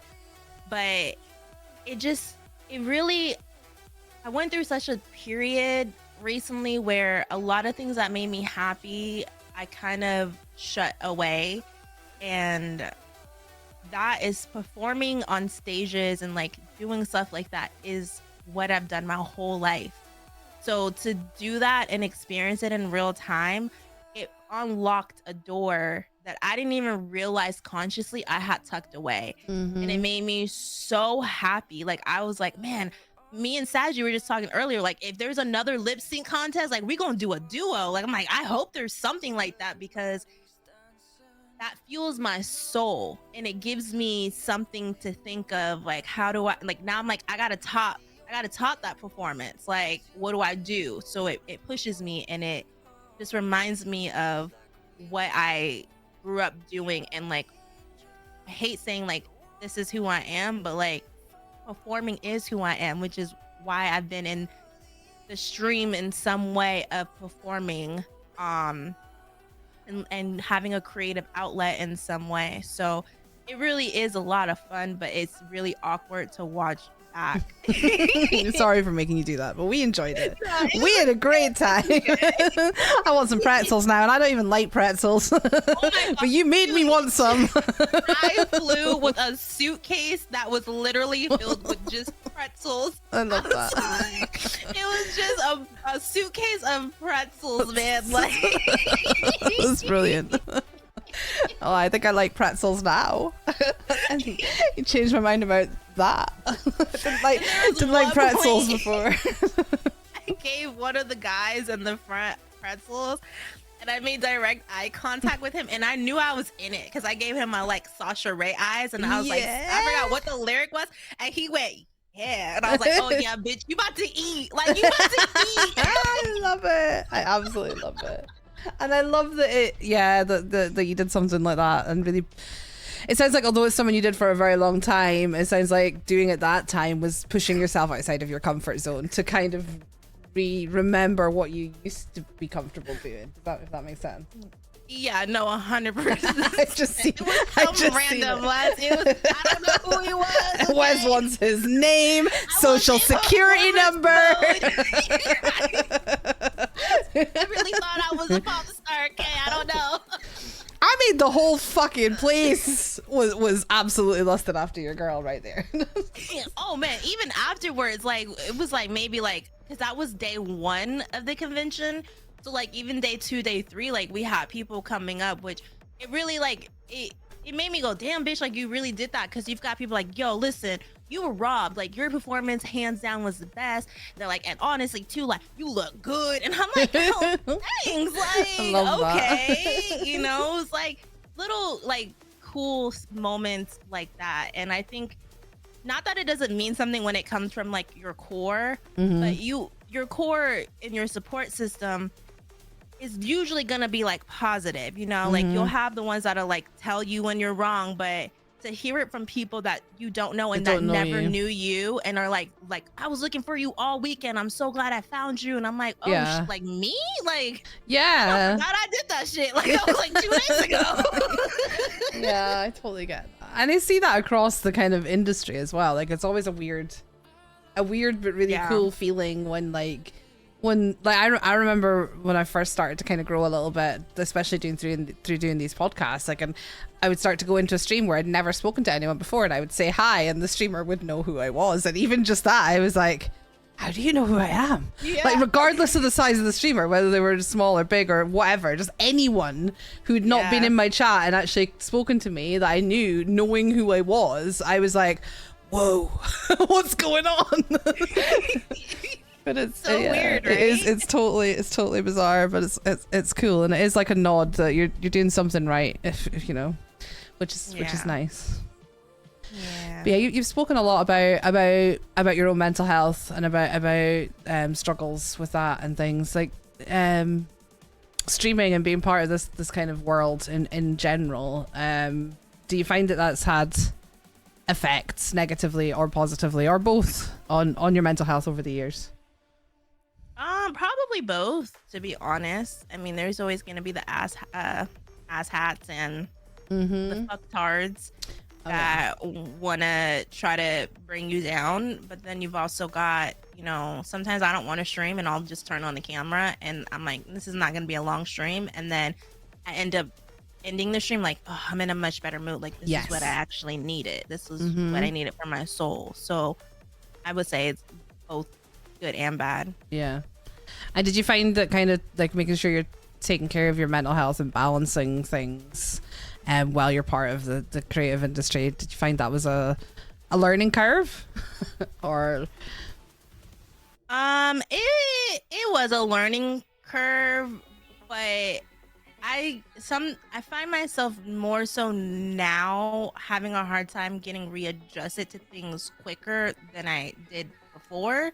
I think before it was a lot easier for me to be like, okay, we're about to just switch this shit up. But lately, like the past 2-3 years, it's been very hard for me to just readjust without going through some type of like negative patch for me to then get it. So that's been something like a learning curve to kind of navigate through for sure. Yeah. What kind of advice would you give to newer or smaller streamers in any kind of industry that are putting themselves out there in this for the public to consume and taking care of their mental health? You've got to be real with yourself and understand that you are a human and not a robot. Yeah. And when you realize and understand that you are human and you do have to take care of your mind, I think it'll be a little bit easier to navigate. I think I'm very blessed in the sense that I don't try to, at least my intentions aren't to glorify mental health. It's to normalize mental health. And by doing that, it has to start with me first. So while I may not be putting out all my business, exactly what's going on, I do communicate that, listen, my mind is just not right. Or I'm going through something. I tried, like I've talked a lot about my alcohol addiction, which is something that I've been really trying to learn how to deal with the last year, and being on antidepressants, which is new for me. By communicating those things, I hope it makes everyone else. Hang on 2 seconds. I got rated and the alert is really loud. No one will hear you. Reed. The authority. Thank you so much for the host. Welcome in. We are just doing Kick Conversations. We are currently chatting about mental health. So grab a cuppa and enjoy the convos. Join a what? Convos. Or grab a what? Grab a cuppa. Like a cup of tea or a cup of coffee. A cuppa is a very British. Cuppa? It's a very British thing. Wait, grab a cuppa. A cuppa. I say it right? Yeah. A cuppa. Like, ooh, I'm about to add that to my vocabulary. yeah. Grab a cuppa. Like you pop round your friends for a cuppa, and you'd sit and have a cuppa and a chat. Yeah. Yes. Grab a cuppa. Yeah. A cup of tea. A cup of tea or a cup Oh of coffee. yeah, a cup of coffee. Oh Yeah. I love it. I love that. Yeah. Okay, grab a cuppa. Best reaction to cuppa ever. You're so cute.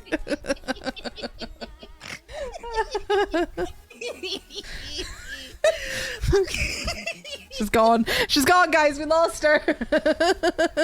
Okay. I'm here. Grab a cuppa. Oh, I've definitely just clipped you say grab a cuppa, and it's definitely going to become a blurb. We need it as a blurb because it's so cute when you say it. I love it. Grab a cuppa. Would you like to grab a cup of coffee with me? Dear Lord, don't tell her about squirty cream. Do they not call it squirty cream? Squirt and clean? Squirty cream. Squirty. Cream. Yeah. Squirty cream. Squirty cream. Like, you know the cream that comes out of a can? Like, you scoosh it? Like whipping cream? Yeah, but it's in a can. Yeah. And you squirt and you, it. Like, go, Yeah. like, we call it yeah. squirty cream because you squirt it. oh, Squirty. I like Squirty that. cream. Yeah, squirty But cream. Squirty cream. We buy whipped cream in a tub and whip it. Like, So we have the tub, That's and we if- also have it in a can too. yeah, so to differentiate, if you just said whipped cream to me, I would just get you some like double cream so you could whip it. But if you wanted the can, you'd need to say squirty cream. Squirty cream. Squirty Ooh, cream. Can I have some squirty cream on my cup of hot chocolate? Yes.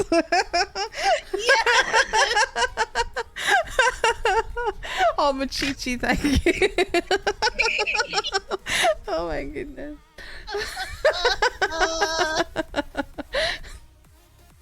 Yo, my mind went to something dirty too. And she's like, wait, what? It's squirty cream. You can't really say squirt to anything without minds going places, but yeah, that's squirty cream. I do know all about that squirty cream. Shut up. Just kidding. Oh my goodness gracious. I can't breathe. Amazing what a cuppa and some squirty cream will do, right?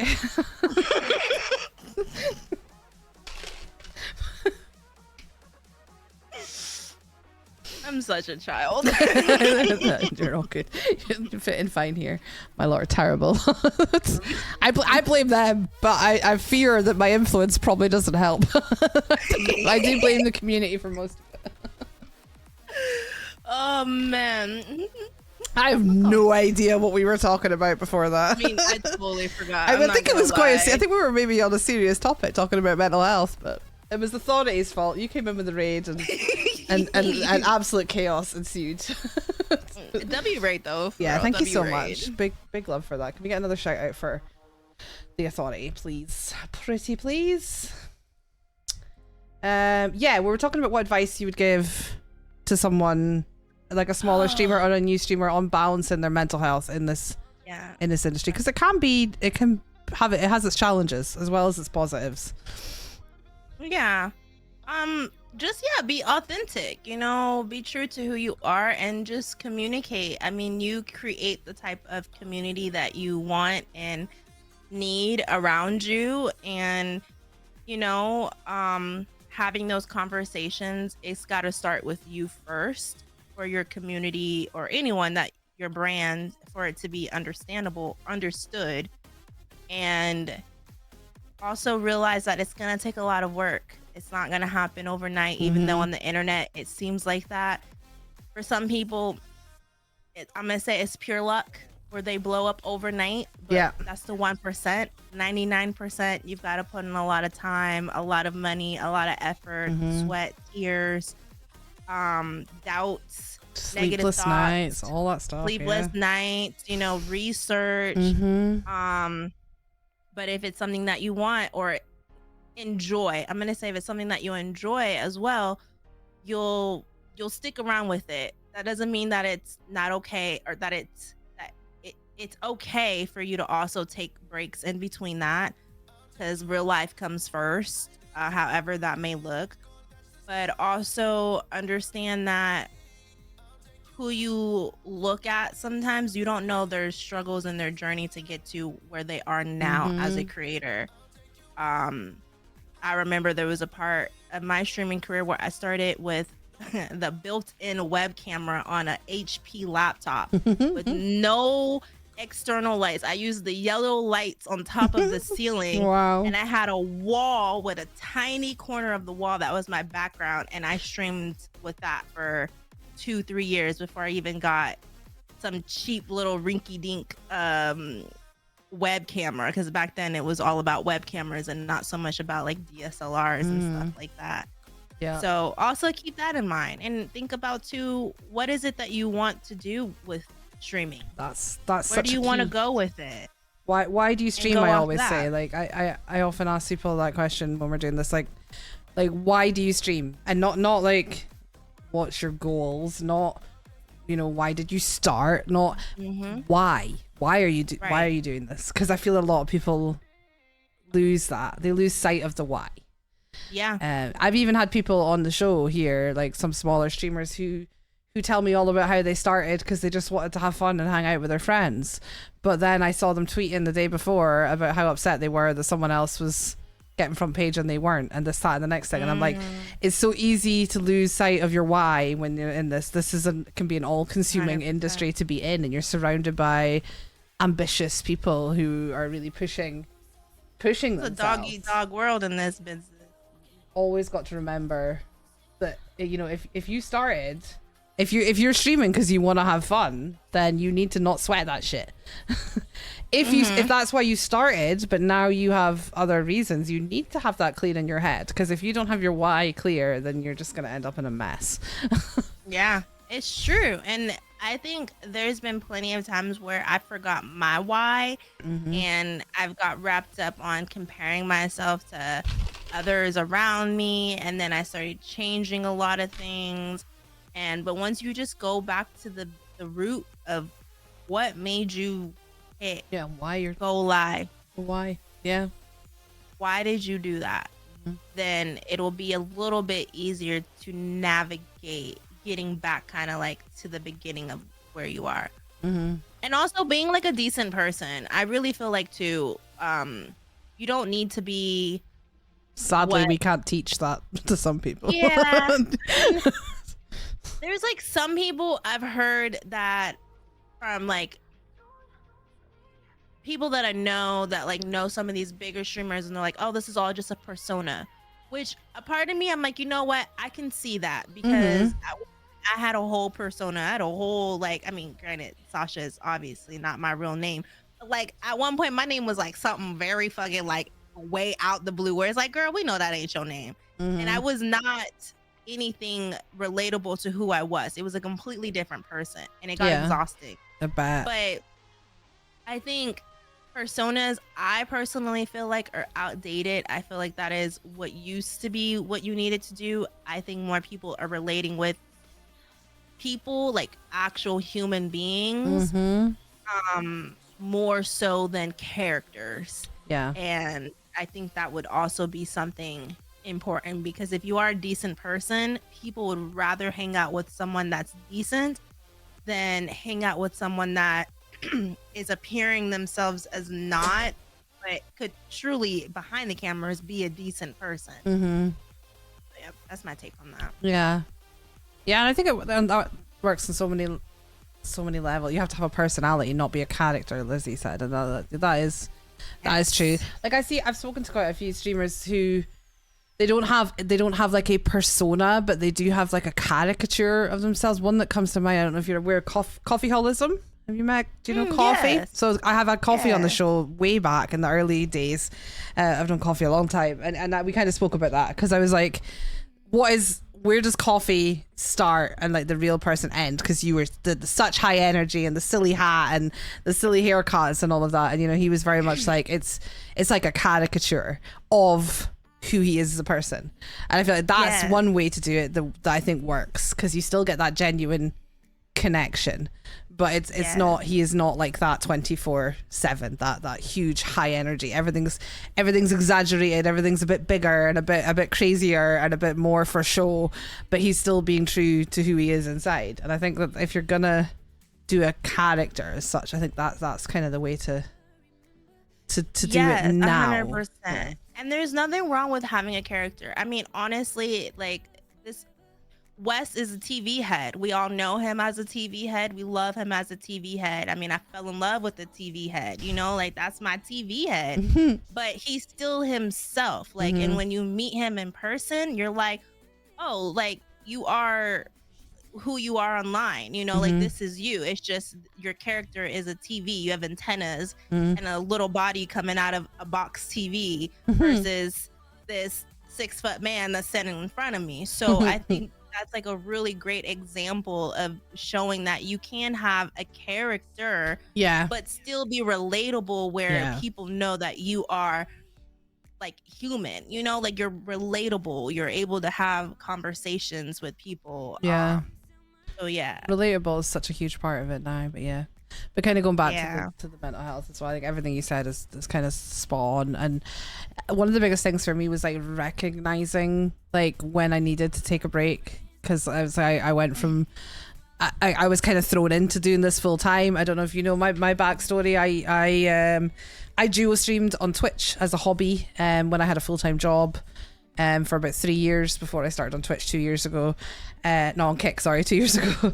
It was totally a hobby. It was never a job. It was me and my best friend. We met playing Fortnite. We decided to do, we made a group of people on Facebook who played Fortnite together. We started doing community nights that led to us doing these fun streams. And then I suffer from a chronic migraine condition, among other things, and ended up having to give up my career because of it just over 2 years ago, and found myself kind of not having a clue what to do, because I'm not able to do a normal job, and I'm not somebody who could sit on my arse and do nothing and claim money from the government. I don't have that in me. I'm not that kind of person. So I started a few things. I started an Etsy shop. I started this solo streaming thing up. I had a few ideas, and the streaming was the thing that kind of took. But because of that, because of my condition, I am able to when I'm not in a full migraine, I'm able to sit at the PC like this and chat. I get a lot of, I also have something called vestibular migraines, which gives me bad nausea and vertigo, but it's all very movement based, like motion sickness. So there are days when I can sit here and stream, but I'm like quite low energy, like I can't move around too much. But if I like bent over to pick up someone off the floor, I'd get like hit with vertigo. So like I'm able to stream a lot and really give this my all around that. But it meant I was thrown into doing this full time straight away. You know, most people will build up to that and start making money first. I didn't, but I just stuck at it, because it was either do this and not make money, or sit at home and get very little money from the government and be doing absolutely nothing to better my life or my family's lives. And that's not for me. So I've forgotten why I started this story now, Sasha. That's the brain fart. That's the first brain fart of the day. I'm following you, but I forgot where our starting point was too, because I was like, oh my god, like I didn't know about your background and how you started streaming. So I was like, I was lost. I can't remember why we were talking about mental health. But I can't remember what my point was. I'm the wrong person to Wes. be asking this. Wes being nice. Thank you. To do your ailments also give you the awesomeness that entails who you are, because you're a badass. Thank you. You're very sweet. In all honesty, my ailments have played a part in me being who I am. Or are we being bought it? Get her on the front page. I don't know. Yeah, your front page, third slot. Oh shit! Let's go. Woo! W. Let's go. W front page. Thank you, Kit. I thought I was getting bodied for talking all that shit earlier. No. You're third slot up there. Okay. But no, I actually do think that my conditions and the circumstances have led to me being more who I am, because that's probably where I was going with it. Like the 2 years of solo streaming and doing this and growing my own community. I'm like I say, I'm 41 years old now, and I have learned more about who I am as a person, and my mindset has changed, and how much I can have control over my mindset and the good things that I can achieve by doing that, and to accept myself for who I am. I've learned more about that in 2 years of streaming than I did in my entire life before that, which is insane at my age. But it's been a journey. I think that's probably where I was going. Of like, it's been a roller coaster, and my mental health has struggled at times. You know, I did get bogged down in the numbers. All the kind of pitfalls that we talk about, they all happened to me. I got bogged down in the numbers. I had the moments of jealousy where you're like, but why them? Why not me? I work so hard. You know, the constant roller coaster of something incredible happening, and then 2 days later you just feel like you're streaming to nobody after getting, like, I got kick pics and had like hundreds of people in my chat and everything was crazy, and then for a week everything was awesome, and then boom, I went back to I had like nobody in my chat. Like, I started my stream and nobody spoke to me for 20 minutes, and like I just about wanted to give up on everything. Like, it's a roller coaster, but every single step along that way has taught me something. And one of the biggest lessons I learned was to recognize when I was struggling mentally, because I feel like doing this full time, you're constantly working at your for me anyway, I'm constantly working at the maximum I can cope with, because you have to do this full time, to do all the offline content, all the organizing that goes into your gaming streams, your podcasts that I do, everything, to really stand out and make a difference. It's like having 2 or 3 full-time jobs on top of each other, and I also have a kid and a family and a life, and health conditions. So I'm constantly on that like just getting by, and I've learned now when to recognize when I feel like something will happen, or my mental health will be particularly bad, and I'll feel like getting close to going over that line, because it doesn't take too much.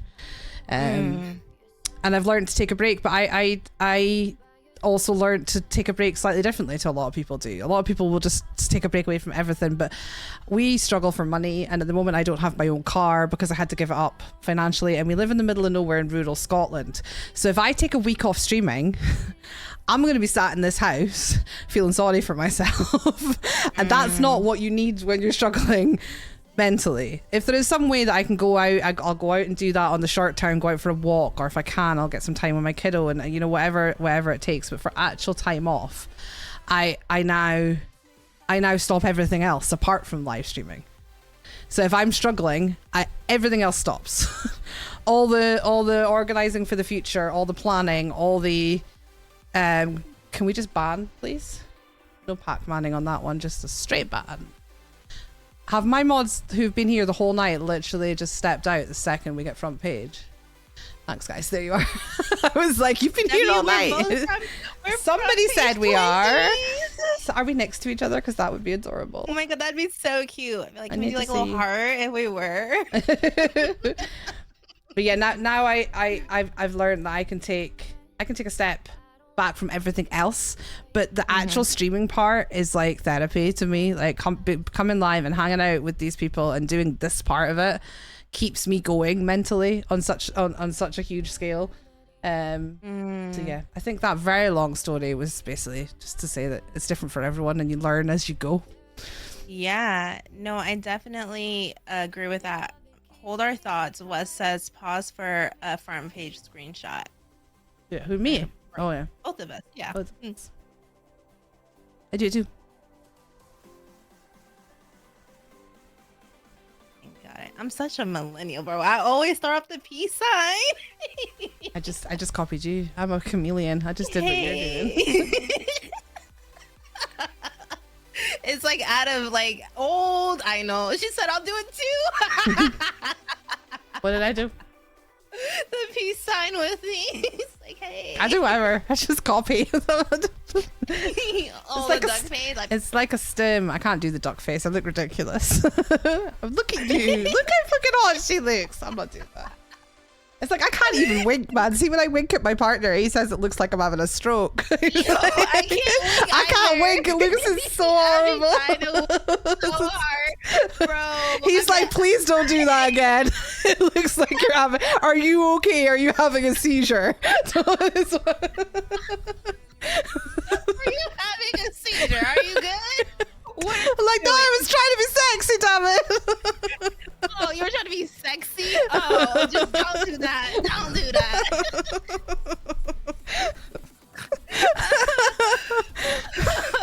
Sasha hitting on me, it's like she's shitting herself. Stop. Stop. No, listen. I cannot flirt with Wes to save my life. Women, though, I don't know. It comes so now. I'm like, yeah. Right? Like, I can flirt with Trash Cat, Red, all like easily. But let me try to flirt with my man. I'm like, what? Wait, what?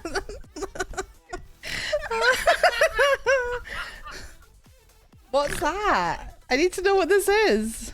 Me trying to riz? Like, no, man. No, it doesn't work. It does not Do the work. riz. Do it. Give it to us.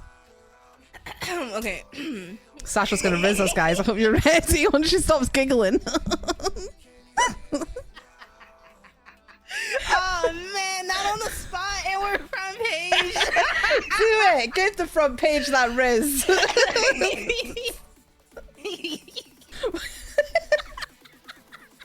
I'm freezing. She's so shy. It's crazy. I'm so shy. Listen, this whole night though, I've been wanting to like super weigh the side of your bangs because I just want to see all of your beautiful face, you know? Cool. Kind of hiding behind your bangs just a little bit. I just want it to kind of just swoop a little bit so I can just see that beautiful face all the way around. Just give me the riz. See, Yeah, well, I girl, I can't do it. Give it to us. I mean, I guys. can't. I can't. Man. I was like, I don't know what to do with myself. Man, I'll try with rizzing him up, and then I just get so like, and then I end up getting riz. I'm like, how did you switch it so seamlessly? Like, you can't do it. I absolutely love you guys.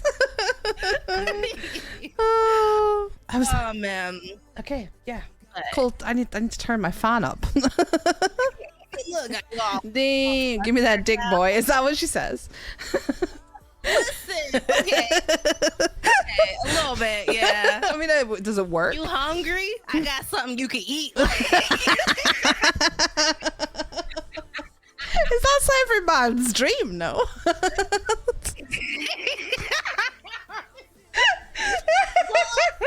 You won't even realize I'm flirty. Like, we'll just be talking like, man, I'm hungry. I'm like, oh, you hungry? I got something you could eat. And he'd be like, oh, like what? And I'm like, and I'll just giggle. And he's like, what do you got? And I'm like, bruh. Where are the fucking pretzels?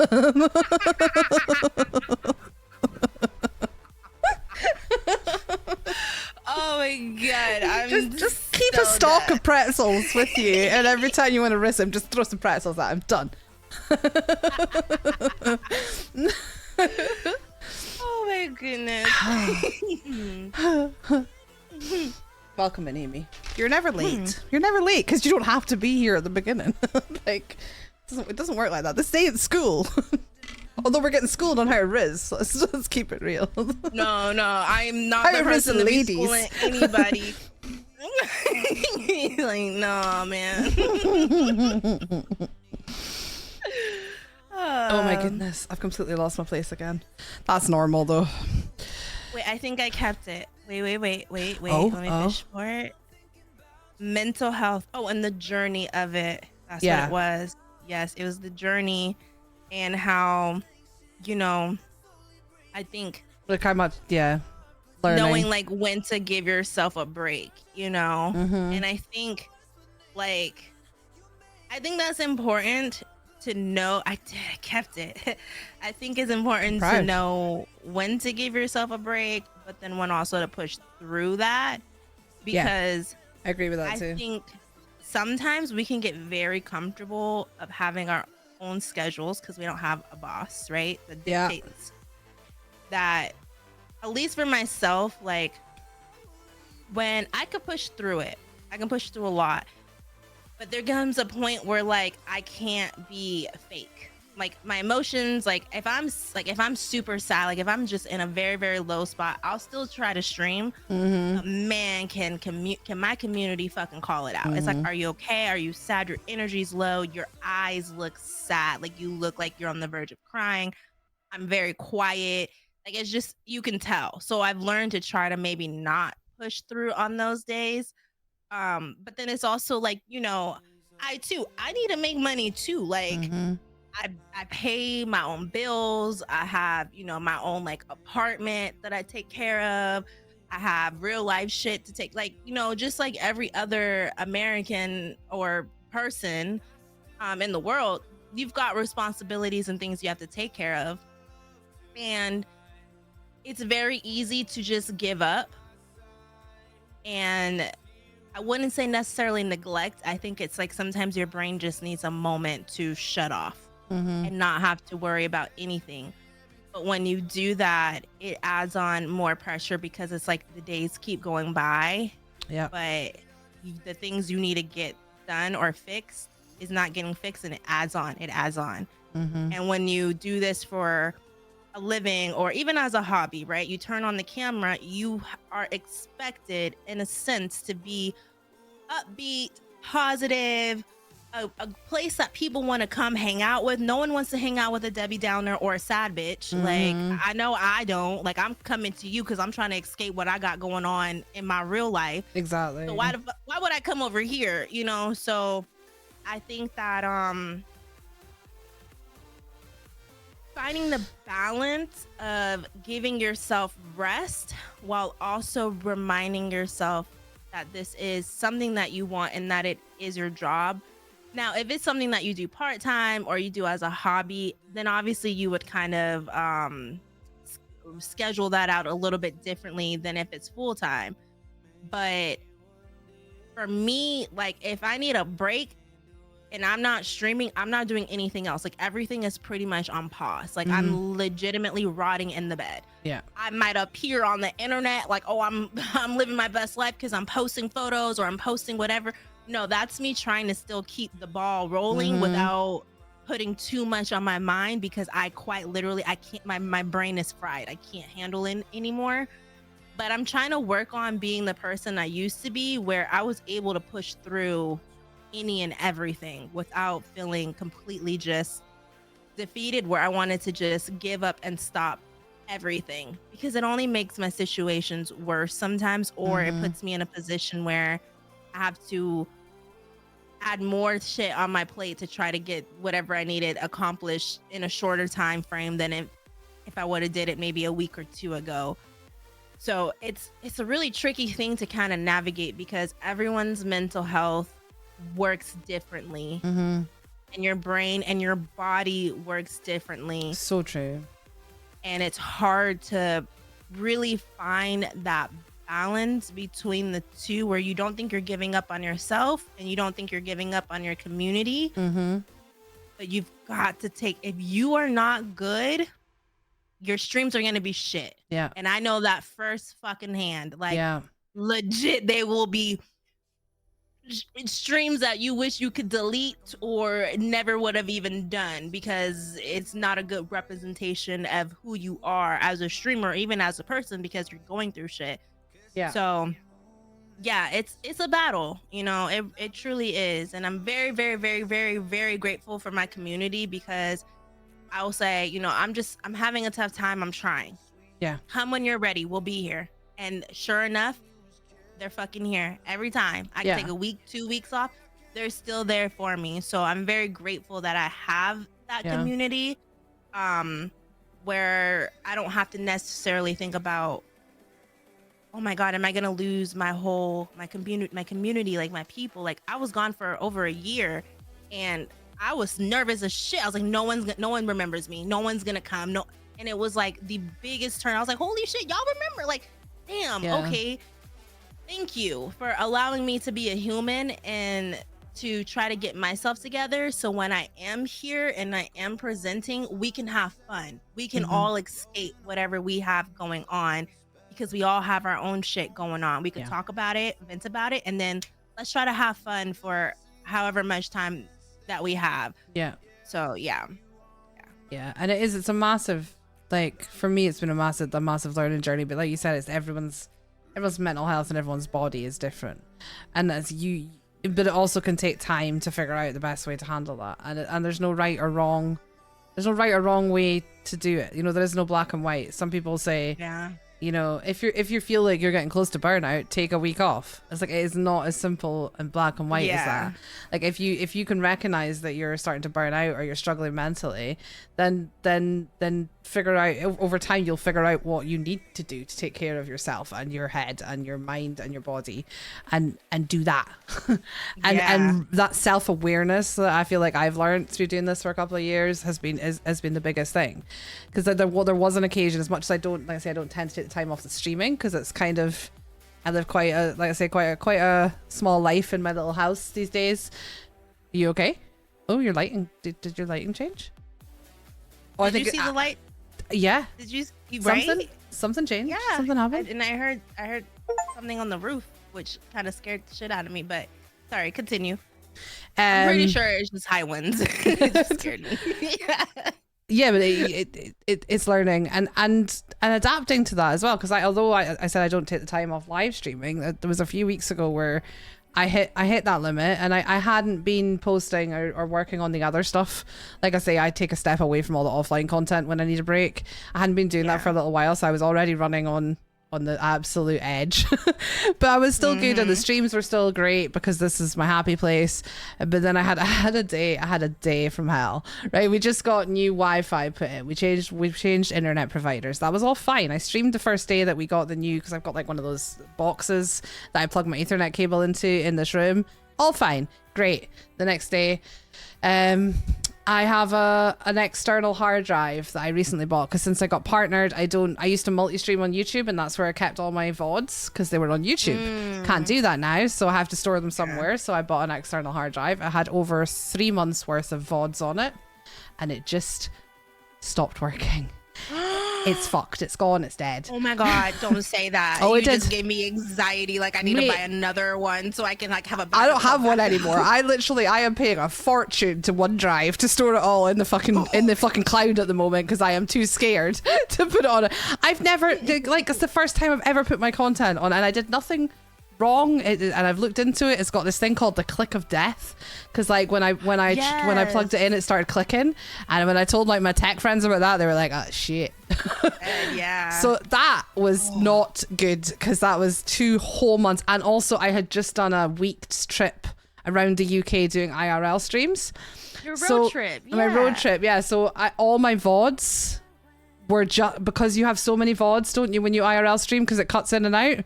So I only had 1 week. Normally I would have a month's worth of VODs. I had 1 week's worth of VODs on my channel, because the rest were gone because there was so many of them. So I literally lost everything. I've managed to dig out some that I downloaded on the PC, but I've lost podcasts, I've lost streams, I've lost my 1 year Kick celebration. I've lost that. That was like, I had like 20 odd people on. It's all gone, and it broke me. It broke me that day. I fell apart. I was not in a good place. I cried a lot that day, and then I was like, right, I'm gonna pull my shit together, and I'm gonna jump on live for a couple of hours, just do something chill. You guys will cheer me up. I got like an hour and a half into that stream, and I was like, nope. I was like, I'm sorry guys, I am not feeling it. I'm not feeling myself. I am not enjoying this. I can't do this. I'm going to take tonight off. I'm going to take tomorrow off, and hopefully I'll be back on Friday. And I did. I took that time off. Oh, I'm still here. Okay, you're good. Yeah, I took that time off that I needed from streaming, and yeah, but I knew almost instantly after going live, and that doesn't happen to me often. But you say it's recognizing it, isn't it? That's horrible. And you know, that kind of like goes back to what we talked about in the beginning about like what things Kick can do.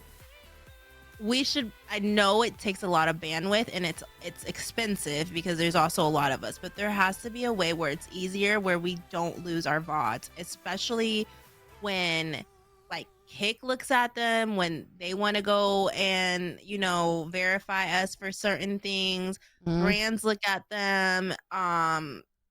Like all that hard work you did, gone, you know. And I get it. It's also our duty to kind of keep up with that and stuff, but like it would be nice to be able to have a backup, or like even if we paid, like if we as the streamers paid a monthly fee to be able to have that storage where our VODs never go away. Like that's something I'd be like, yeah, I'll pay. I would definitely do that, because at the moment I pay quite a lot of money now for my OneDrive, so I've got space for everything.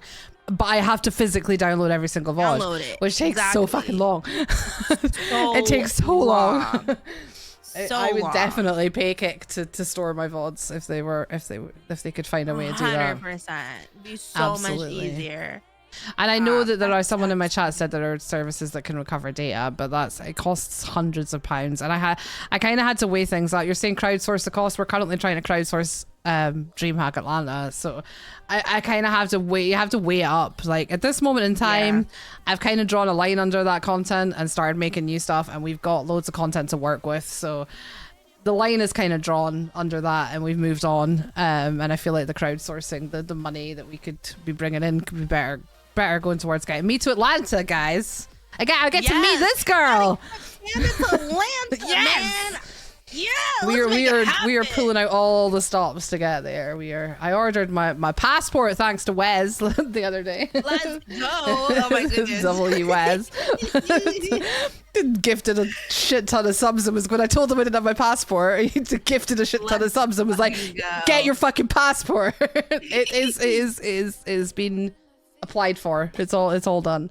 Waiting for it to arrive. So I mean, worst case happens, you get stuck here in the U.S. and like we just take you in. But honestly, no, you're not gonna get stuck there. We're doing all right. We're on track, and I've got loads of things going on in the background as well. Like I will never just rely on fan funding. Obviously, I need to rely on it quite heavily because I still have to pay my bills and all that shizzle. But I've got lots of other things going on in the background. We're like revamping the Etsy shop. I'm going to be launching a website through Fourth Wall where we'll have new merch and memberships where there'll be exclusive content and stuff. There's loads going on. I am literally not sleeping. We're pulling out all the stops to bring in as much money as we can so we can get there. Wow, self promo. I mean, it's my channel. It's my channel, you knob. Getting accused of self promo on my own channel. Do whatever she wants. Tell her whole autobiography. Wow. Jeez. I love you too, sis. And thank you so much for those kind words, Amy. Seriously. Yeah, Amy, I did see your messages. I wasn't ignoring you, by the way. I was just in the flow. We were just in the flow. Yeah. Yeah. And you are spot on. You are spot on that some days just getting out of bed is a massive achievement, and that is the truth. It's so true. Like it's like my mind, like I talk to myself a lot. Like I have conversations with myself, and I'm always like, just get up. Just get up. And it's like, you can do it. Like get up, go take a shower. If you take a shower, that's one accomplishment. Or try to make up the bed, that's another accomplishment. Just do something small. Or like eat, because like when I'm depressed, I either overeat or I don't eat at all. And it's the little things like that, brushing your teeth, like something that some people would be like, oh my god, you're not taking a shower for days or not brushing your teeth. If you have ever been depressed or have a loved one that's ever been depressed, the smallest things are truly the hardest things to do. Keeping your room clean, throwing your trash away. Like you can have plates and cups all over your room. Like it's something that is not to be made, like to be shamed about. No. It's something that is like a visual sign. Yes. This person is struggling, even though they might be laughing and looking like they're having a good time. Like it's not always the case like that. So when people can acknowledge, just getting out of bed or sticking to your routine, so it's not easy. It's very, very hard to do that. So absolutely. That is beautifully put. Indeed. He said beautifully put, Sasha, and it's spot on, and it is so true. Like sometimes, like I do suffer from depression, and I have my ups and downs with it. But like you say, keeping to your routine. Sometimes streaming is my routine, and sometimes this is the one thing I manage to do, and sometimes I haven't managed to shower for longer than I would like to admit out loud. And sometimes the space that you can't see around me is an absolute tip, but for me, being able to get out of my bed and make myself look presentable enough to sit here and do what is my job and what I love is the only thing keeping me going through that. and it's important to acknowledge that, because it is a real thing, and talking about it helps so many people, like, because people can relate to it. People could be going through the exact same thing and they can relate to it. Actually, here, I'll share. I'll be really I'll put what was that? These bots make me horny. I'm sorry. What was that noise? I heard a weird noise. Oh, I've accidentally opened someone's stream that was tabbing. My bad. I was like, why can I hear a man's voice in my ears? He hadn't spoken since he posted in my chat because he was so busy fucking thingy other people's streams that he just spoke, and I really didn't realize I hadn't closed it again because I opened it to see if he was live. Wild. It's crazy, man. That whole time since his message was deleted, he had not spoken to his chat. But yeah, let me be vulnerable and put it out there. Like recently, I am bad for putting my hair in a messy bun.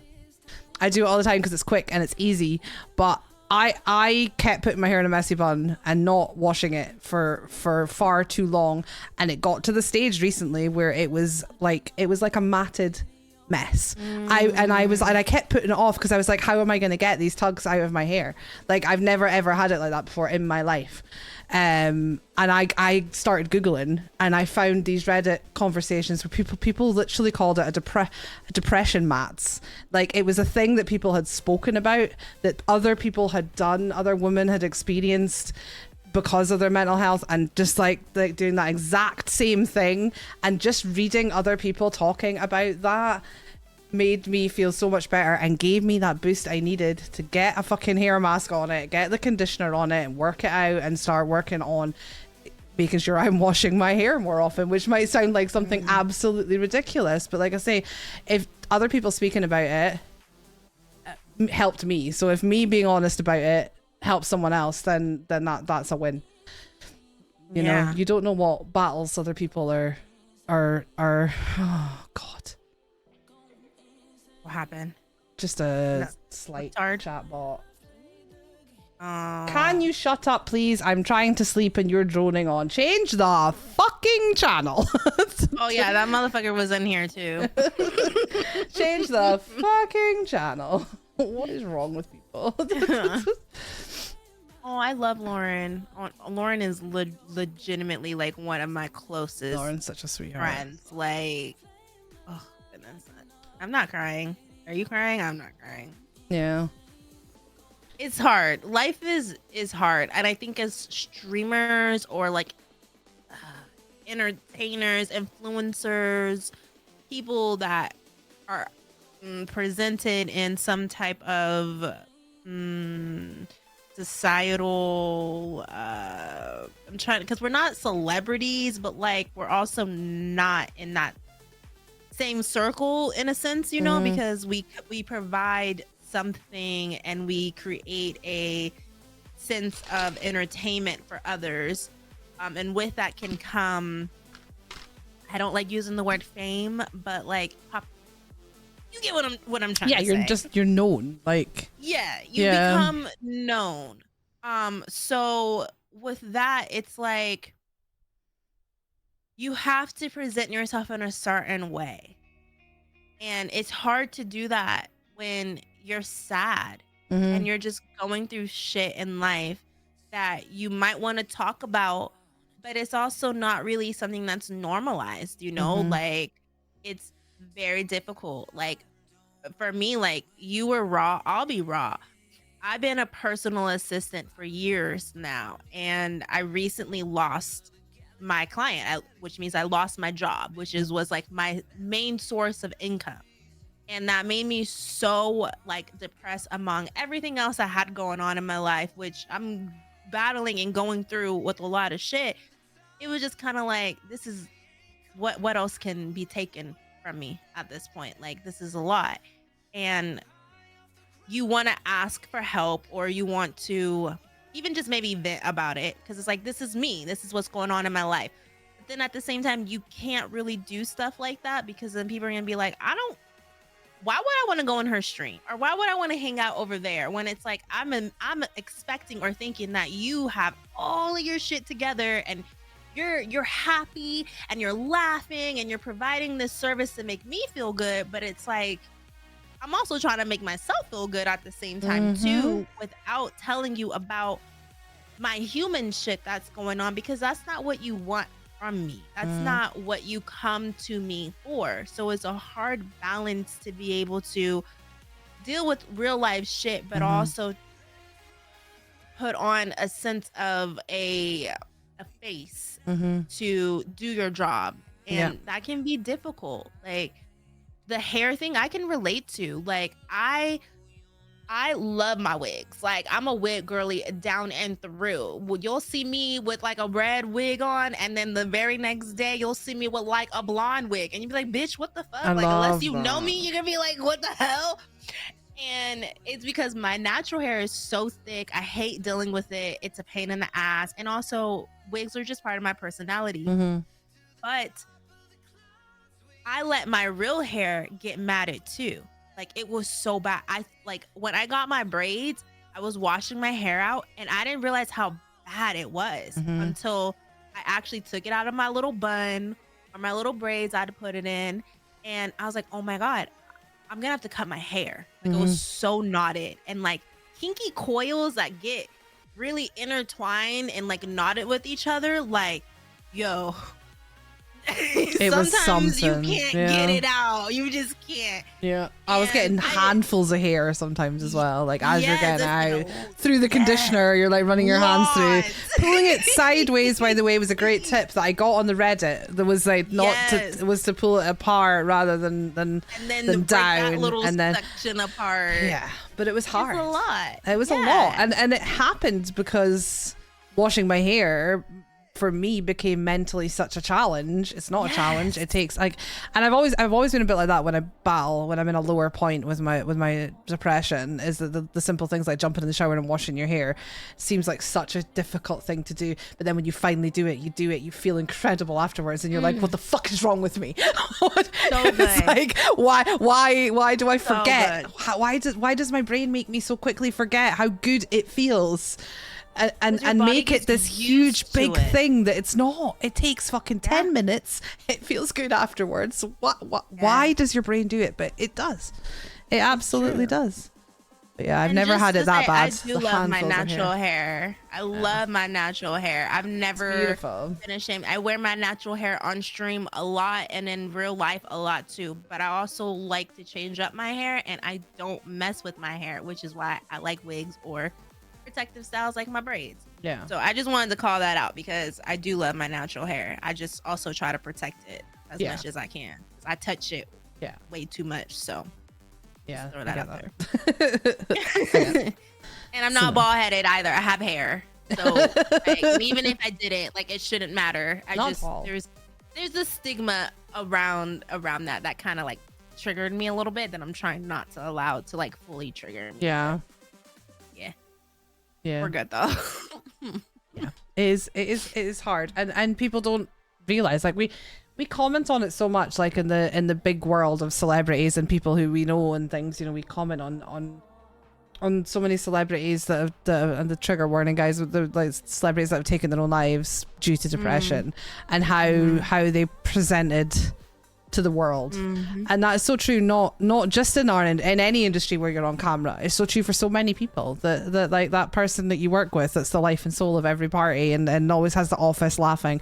You've no idea what they're dealing with underneath. And because it's not, for me, it's not always all consuming either. Like, I can genuinely be happy when I'm doing certain things, but then when I come away from those things and I have to deal with other things, that's when it really kicks in. Like, I have been in times in my life where there's no joy in anything. But that's not where we're at now. I do get joy out of a lot of things. I get joy out of this and time with my family, and it's all the in-betweens is where it hits me. But yeah, it's really important to talk about. You've got to find the little things that bring you joy as well too, because it's something that I've been trying to find. Is like what gives you joy. It can be the smallest thing, you know, like what makes you happy, what fuels your soul. And I think when you remind yourself of those things, it can be a little bit easier to navigate, because like you said, if you have no joy in anything in your life, then that's a scary place to be in. And I've talked about this a few times on my channel, where it's like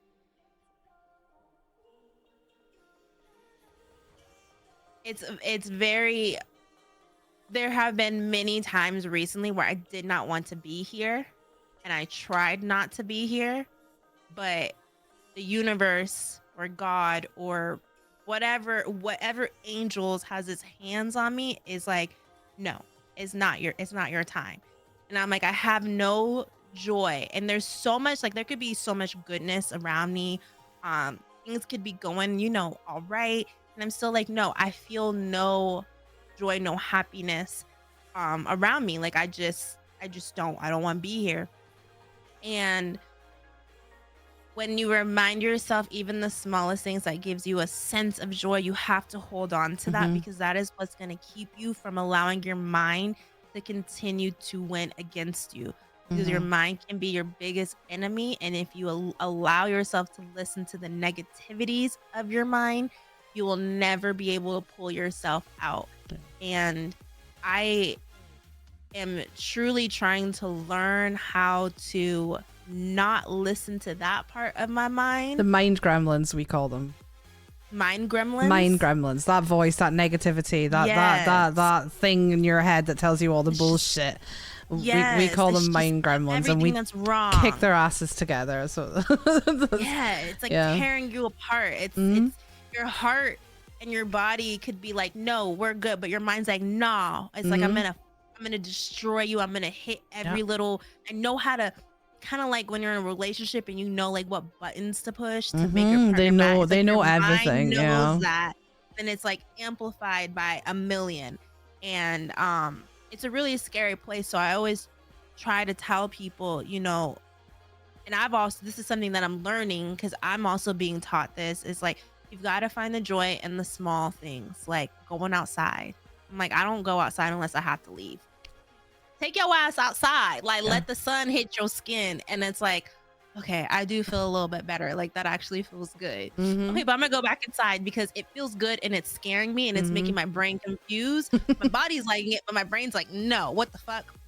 Like, you know, it's just, you've got to be able to talk about it, because like you said, you could be at a party on the top of the world, smiling, everyone thinks you're happy, and then tomorrow we are all getting that one text that no one wants to get. It's true.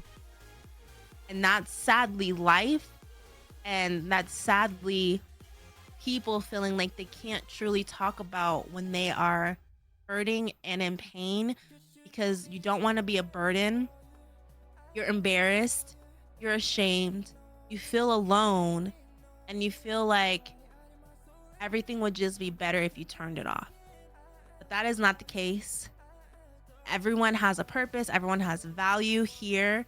You're loved here. There's someone that will always be here for you.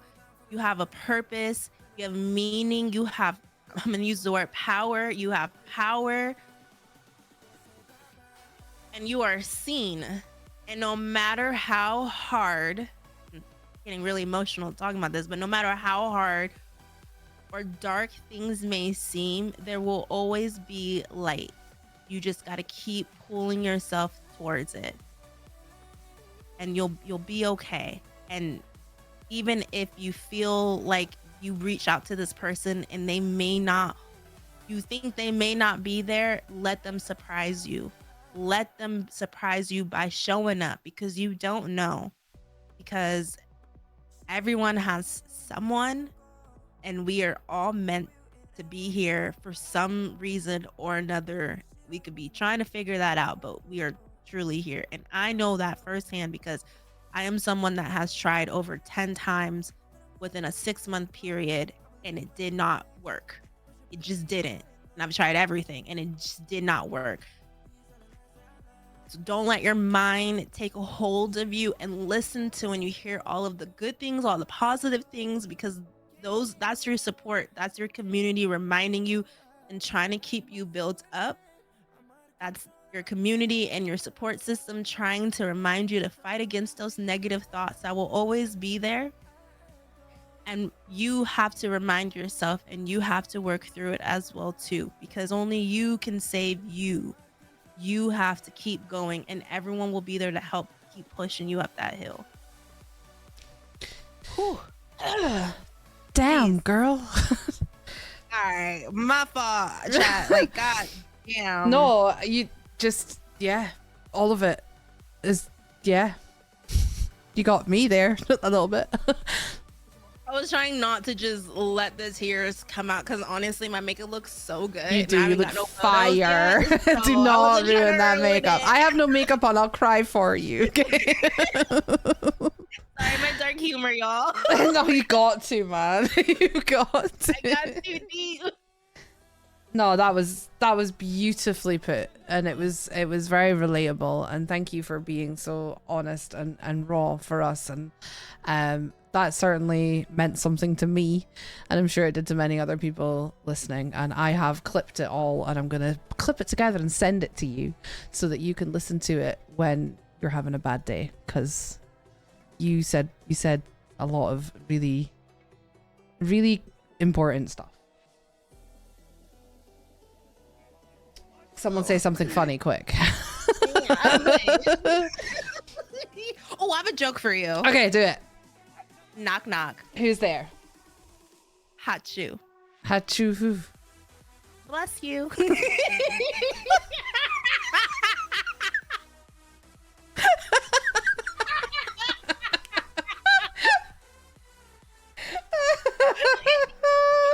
Oh my god. Oh, I love you. You're amazing.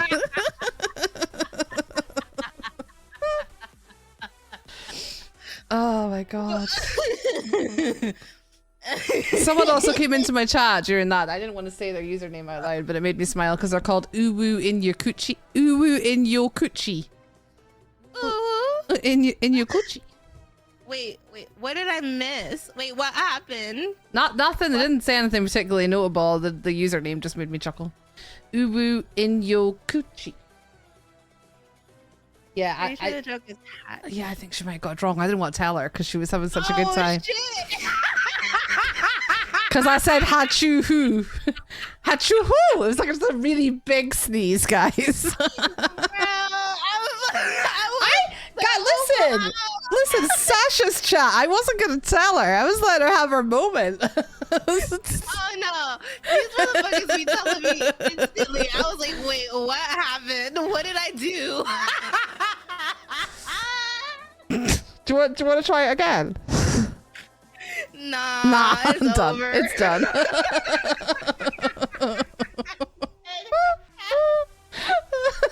gave away the whole thing.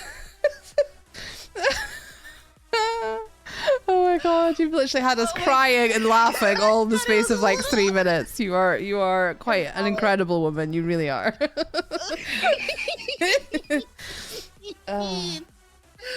Oh my god, that's hilarious. And now you know what though? You're a champ because you laughed right with me. Like I nailed it. Oh yeah, you nailed it. I was being nice. Look, we were trying to break the mood. We were trying to lift things up. I was like, I'm just gonna go with it. Oh no, wait, I'm scared. Okay, a pirate walks into a bar with a paper towel on his head. The bartender says, "What's with the paper towel?" The pirate says, "Arr, I've got a bounty on me head." Oh, wait.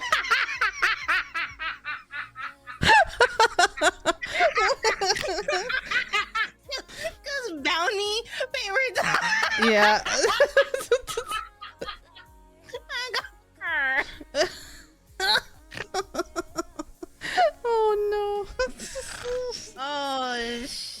we've got to that point, guys. There is a point around about the 2.5 to 3 hour mark in every kit conversations where shit just goes to chaos. It just breaks down into complete chaos.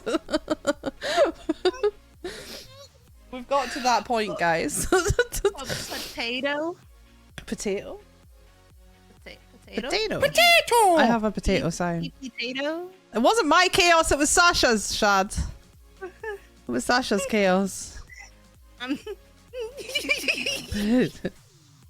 But nah, no. Potato. Seriously, we won't go all the way back. But no, thank you. You're an incredibly strong human being to talk like that and have that kind of knowledge and that support and we appreciate you.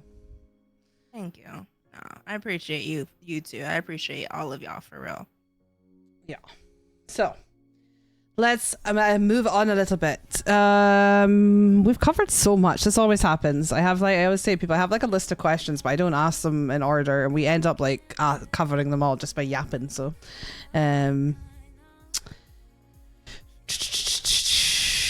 we've covered. J-Rat. We've covered. How chaotic can things get, Panda? Oh, pretty chaotic. I don't even know what the most chaotic would be. Cosmo. Do you know Cosmo? Yeah, his convos went to shit, man. I mean, he's chaos anyway, and anytime me and him get together, there's extra chaos. But like, it was around about the time that my community were getting really into blurps, and they were really getting into blurping me saying things out of context, like a lot. So there was like 20 odd blurps made that night alone, and at one point they played them all. Like, I hadn't put the thing where, you know, where they play one after the other, so things played overlap, because blurp was still quite new to me. So there's a clip, there's like a 1.5 minute long clip there, and Moti's like pressing buttons on his Discord soundboard, making it worse, and he had like Careless Whisper on the saxophone playing in the background, and my voice is just coming out full whack going, fuck me in the ass with a rake, and I keep my inner circle really tight, and all these things that they've clipped me saying, and it's just like 1.5 minutes of that. Fuck me in the ass. So let me tell you the story with that one though. There's a blurb that already exists that's like, it's something like fuck me in the pussy with the, it's something about fucking something with a rake, right? And I was trying to explain that blurb, and I said it's something like fuck me in the ass with a rake. So then they clipped me saying that, and it's now like my most played blurb.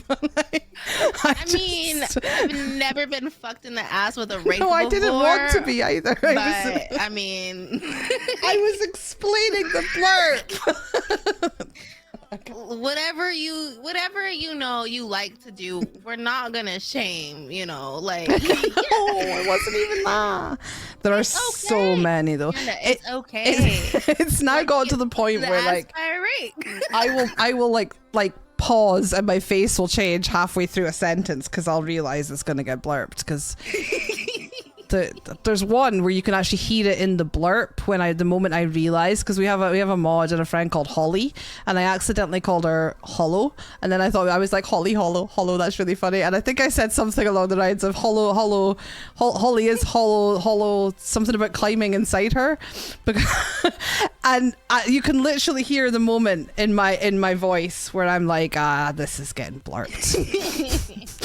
We've all been there, man. We've all been there. I've said some such shit too, and I'm like, well, and then I wait for it, and there's the link to the clip, and I'm like, well, it got blurped anyway. It did get blurped anyway, and every time I hear it now, that blurb, I can hear the moment. I'm like, there is. It does get wild. It makes for great entertainment, you know. Well, that's it, and it's really nice as well. Like I love the blurps as much as I'm like, fuck's sake, another one.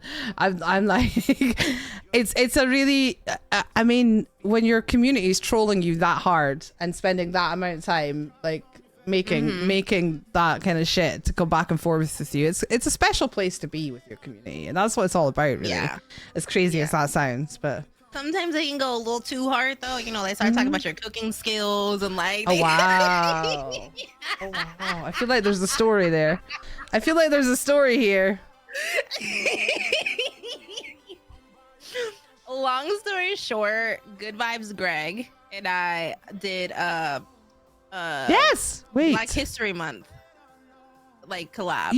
I think he was on Conversations. I think he was on this show before. Did he travel to you to do? He was traveling to do a cooking stream with somebody, like just after doing the podcast with me. Yeah, so that was yeah. I remember he was. I think he was doing a podcast. Yeah, that was this podcast. Yeah. There you go. Oh yeah, full circle. It's full circle. I love it.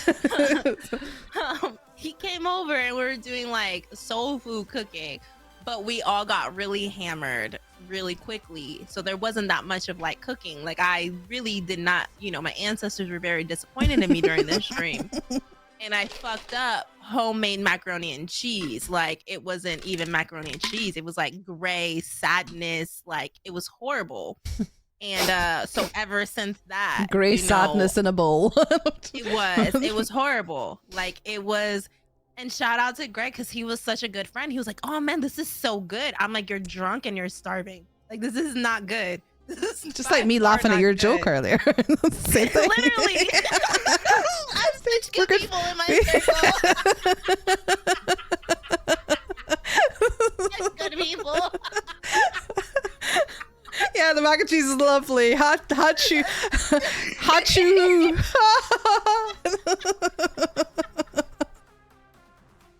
I felt so bad, too. Hey, bruh, you're just hungry. But ever since it's like, I get made fun of. Not like it's made fun, but like teased a lot about it. And it's like, I'm not allowed in the kitchen. And it doesn't help that Wes like amplifies it. And he'll be like, yeah, guys, I'm hungry. She's cooking you guys. And it's like, oh, remember the mac and cheese. They don't forget, do they? They never forget. No, they don't. And they were going in on me one time where I was like, damn, Wes, can you tell these people I actually know how to cook? Wes said, FYI, I'm cooking again tonight. What are you cooking, Wes? Do you want me to tell the truth? I want the truth. Like, so yeah, but that's what makes it so fun. Like when your community gets involved like that, and like it's like it makes for a great time. Like it's unfortunately it's at our expense. It's always at the streamer's expense, but that's yeah. We spoke about this last week as well with Destro because Red ended up sending me all the Snow White photos. Oh, we shared them. You know how we shared your video? We shared all of those Snow White things on Destro last week on here. Those were the best photos ever. They were coming so quick too. I was like, oh my god, I can't breathe. Yeah, we shared them all on. This is what I mean about chaos, right? We shared them all on Conversations last week. It was brilliant. Poor Destro. But they did do it to me as well. Like I did chubby bunnies, the chubby bunnies thing, right? So I'd done it before on Twitch with my friend when we actually got together physically to do streams together. We used to do stuff like that. I thought I'd do it for a sub goal, but again, I don't get a car. I don't have my own car, so I was out with my mum the day of. She drove me out to the shops, and thanks, Kessia, jumping the gun with that. And the only marshmallows I could get were the giant ones. They're like fucking huge. And I was like, fuck it, this will be a laugh. We'll see how many I can get in my mouth. And I did it. They are bigger than I thought, and your mouth fits less than you think, guys.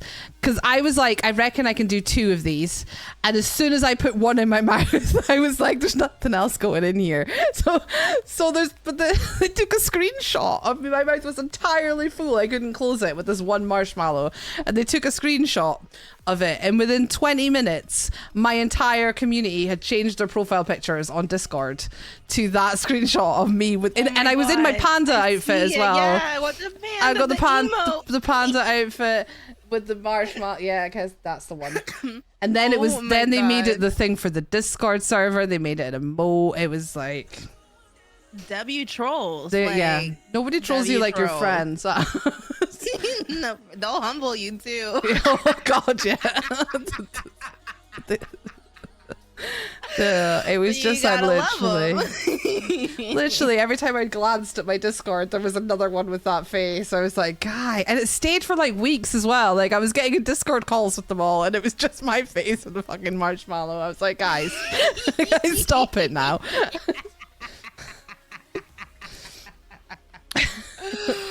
Oh my goodness. No, I love that. Actually, I really do want to do the Chubby Bunny challenge because it makes for great, like, I don't know. It it's is just a lot of fun. Just bit. don't buy the giant ones.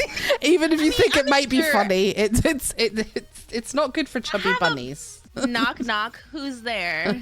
Don't read the Hatch. Hatch who? Bless you. Someone did it right. Yeah. Hatch who? Hatch who?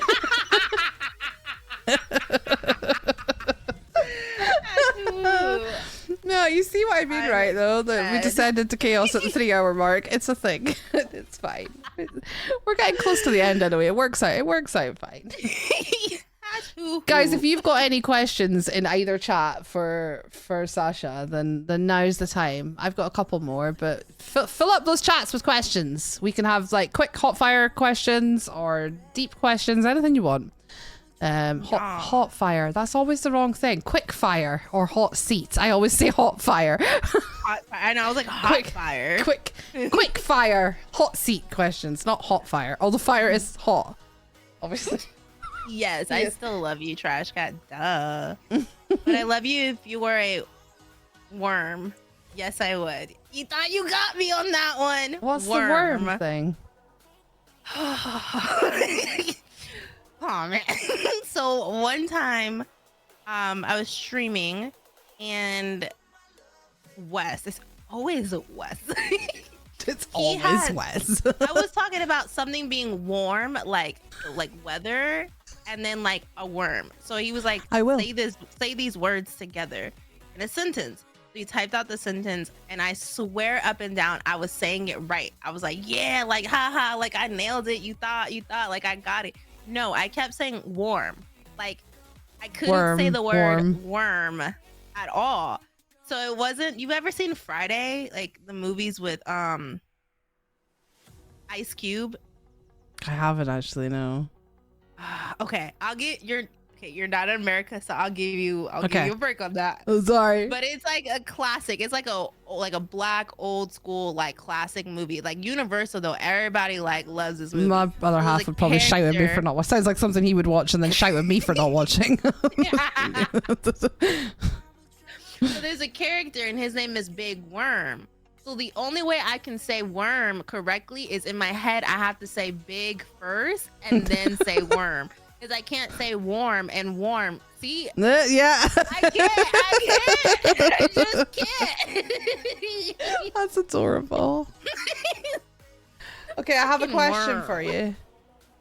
This viewer here called Wesley has asked, will you ask Sasha why she sounds like a tank rolling over metal when she eats crisps?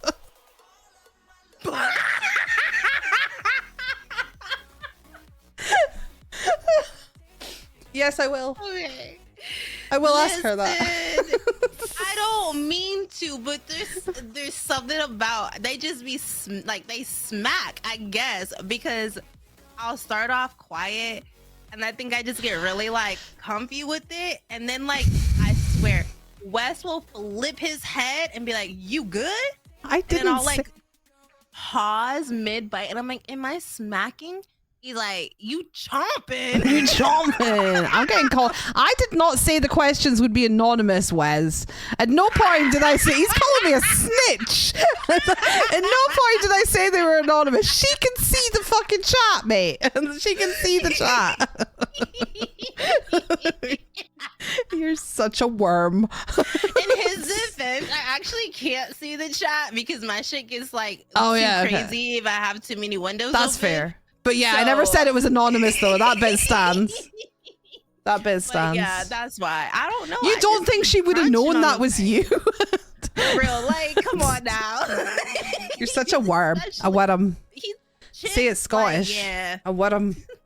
A worm. A worm. From Anonymous. Anonymous has a question for you. Wes. Ask her why her nickname is Ducky. Definitely Wes. Guys, can we get some questions? Can we mix it up a bit? So he's gonna I love your laugh. Such an idiot. Your laugh is infectious, honestly. Okay. So one day it rained really hard or whatever, and there was like a pond, basically there was like a pool of water, right? And I'm like, oh, and Wes and our friend are like, look, there's duckies, there's ducks. They say there's ducks, and I'm like, oh, they're so cute, but how did they get there? Because it's all grassy in this area. There shouldn't be any ducks there. They go, what do you mean? How did they get there? And I'm like, yeah, how did they get here? Because there's no there's no river, there's no lake, there's no nothing. She said, did someone put them there? And I was so sincere. I was like, yeah, how did they get there? And they both just look at me the facials red. I was like, bitch, are you dumb? That was the faces they gave me. And they're like, ducks fly. And I was like, no, they don't. What the fuck? They're like, no, ducks actually fly. I was like, they don't fly? What the fuck are y'all talking about? I really, I was standing on not 10 only toes. do they fly, though, they can also walk on grass. Yeah. And they fly really fast, they too. do. They're fast as fuck. They're fast as fuck. They fly, they walk, they do all those things. Yeah. So that's how I got the nickname Ducky. Because Wow. I really was like, how the fuck did they get here? Who put them? What the hell? They don't fly. Yeah. Fast as fuck, boy. Yeah. I pulled up videos on YouTube and everything. They're like, no, we need to educate you because you can't be going around asking. Luckily you asked us, but what do you mean? But that's okay, because Wes will be kind enough to bring it up on a podcast in front of a total of 300 viewers or so. It's been my nickname for so long. I made him a bracelet. That's because we have bracelets, and so I made him his own bracelet that says Ducky on it, and he we wears love that ducks bracelet here. every day, so We love ducks.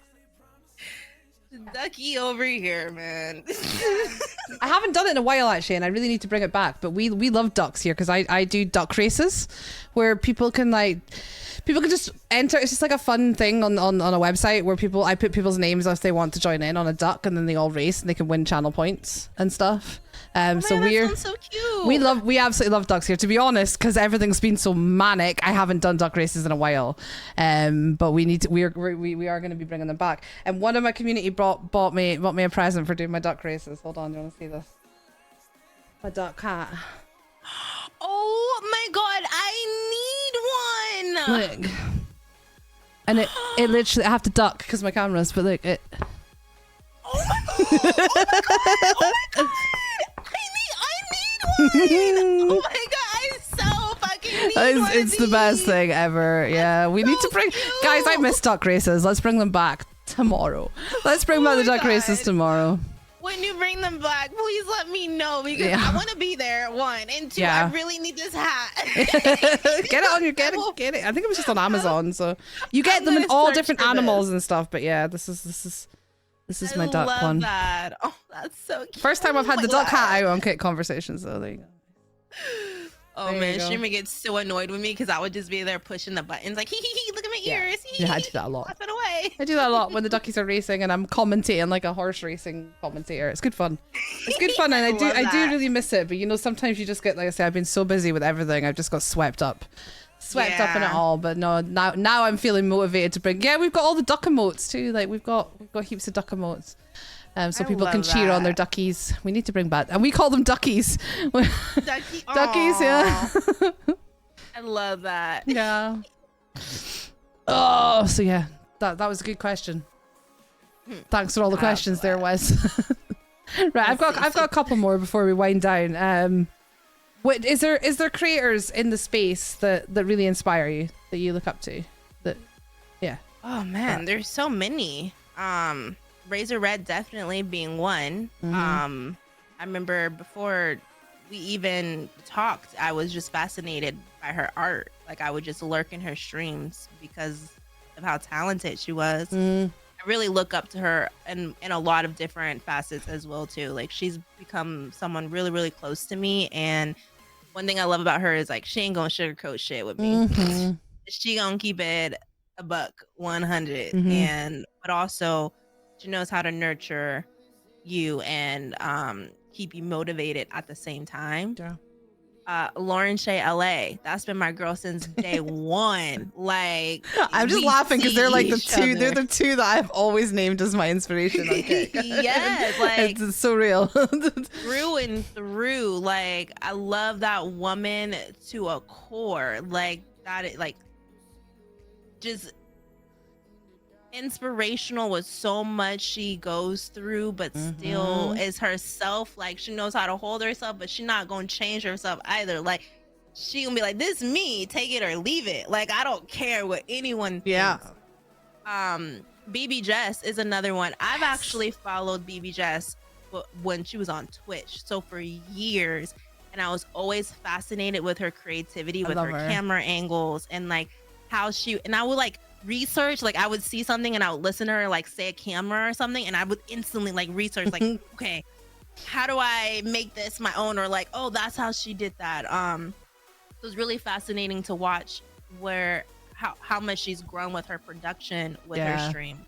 Speaking of production, incredible. Hey, It's Rough, like another phenomenal. The first time I was ever introduced to him, I legit was like, I'm in love with this man's creativity. Like, how do you do this? Like, this is like, I'm locked in. I'm sucked in. And then getting to know him more and seeing the behind the scenes and how much work and effort goes on behind the scenes. So the streams can be as seamless as possible. I'm like, damn, that is amazing. Dub's music. I mean, this isn't me glazing people. These are just people that I actually really have like connections with in some way because I relate to them. And Dubs, you know, when I met him, he was doing a lot of his music on stream. He had just became Phase 3 partner. And I fell in love with the type of music that he made because he's like a sad boy type vibes. And I'm like, I'm a sad girl. Like, you speaking to my soul right now. But then getting to know him, and even when I had him on my podcast, like, I got to see another side of him, and I'm like, damn. I have to be honest, Dubs is one I obviously know who he is, and I saw him at DreamHack and doing all that kind of stuff, but not somebody I really know a lot about. Out of everyone you've named, I'll need to go and hang out some more. He's such a unique person, and you know, right now he does a lot of like GTA roleplay, but I just have a really unimaginative troll in the troll/perv in the chat. Hate them. I love the one on the right, especially her things. The only thing here, mate, is you. You are the thing. You are the thing, and you're just upset because you've never touched those kind of things before. So go back to your mama's basement and cry some more. And tell your daddy I said hi while you're at it, motherfucker. Yeah, damn, yeah. You said damn, yeah.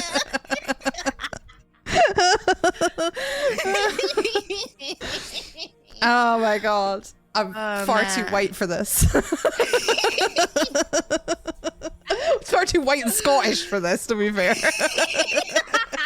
I've been hanging about with you lot too much, all you Americans, so you're rubbing off on me. Yes. I don't even recognize myself anymore. Oh man. But no, those are some Jimothy, hello by the way, welcome. And Jimothy's our next guest, guys. Friday. Friday we got Jimothy Williams. I can't wait. Hi, Jimothy. I did see you pop in there. We were chitter-chattering. You've come in at the end of the you will learn from today that the end of the stream is always like complete chaos. It starts off great, and it starts off a little bit nervous and a little bit slow, and then we get really into the conversation, and then it just goes to shit and chaos, and it's brilliant. It is fantastic. But no, there's some awesome people. So Yeah, yeah. there's amazing people. Like I don't know. I have a list that I could just go on and on about. Like Velo is another one. Like Queen Eliza, you know, another one. Like, and I can give examples and reasonings why I am inspired by these people. I feel so that. many different ways. You know, like I would be here talking.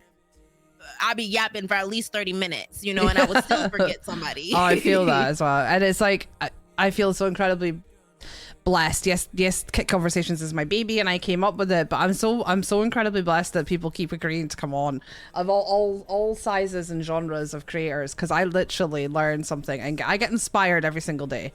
Like up until recently, we did this every Friday and we spoke about the ups and downs and the roller coaster of the first couple of years of streaming, and I don't think I would have survived some weeks without this, because no matter how much of a shit week I'd had, I could have had a rock bottom week. I could be really struggling, but sitting down and having a real chat with somebody who's in the same industry as you, no matter whether they're in a completely different spot in that industry, but they in realizing that the things you've experienced and done and being transparent about them and being able to relate to each other is like therapy that you can't buy. And it's got me through some incredibly hard times, and literally I'm inspired by just about every single person that's been on this podcast, including Red and Lauren. And if anyone knows Ruff or Jess, they both have DMs in their Twitters buried deep from me somewhere, because I would love to have both of them on the show. So we're on if you're listening, guys. All you gotta do is just reach out. Honestly, the thing about Ruff and Jess, they're regular people too at the end of the day. And you know, the worst that can happen is they say, you know, this doesn't really align with my brand or not something that I think the DMs, what frustrates me is like how I make initial content sometimes, because that's something I learned as well, because back like a year and a half ago, like Lauren and Red were two people I looked up to, but I didn't have friendships with them. I didn't really know them, and I always had it in my head that they were really big creators and they would never want to come on my little podcast.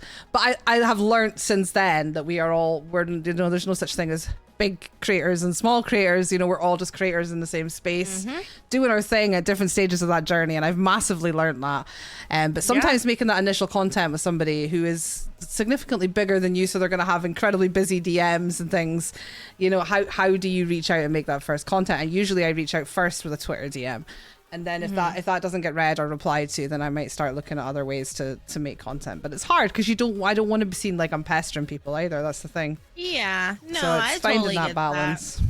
And networking and connection sometimes, you know, like if you, like, let's say for instance, if you didn't know Red and you wanted to bring Red on, but you knew me and you're like, hey, do you think that this might be something that she might like? And I'm like, you know what, I can have her reach out to you, you know, like I'm gonna look at my camera because Santa Maria, you know, at DreamHack, I literally was like, we were talking about mining Canvas, and I was like, I need you to be a guest. And he said, hold me to it. And I said, I'm gonna hold you to it.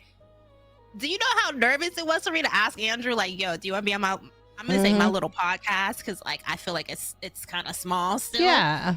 Like the worst he could be like is no, or he could say yeah and like blow me off. But like I'm also gonna put it on the spot for him, so that way, you know, in case he doesn't, because Andrew, you did say yes more than once.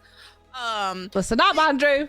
You just gotta ask, like, and I learned that doing it. Just throw it out there. They say yes, they say yes. If they say no, they say no. If they don't respond, and that was I had a day a while ago where I was like, fuck it, we're just gonna ask the people that I wouldn't, and that's when I sent out those DMs. But now we've got to the point where I'm like, okay, they haven't read those DMs. Their DMs are probably overflowing.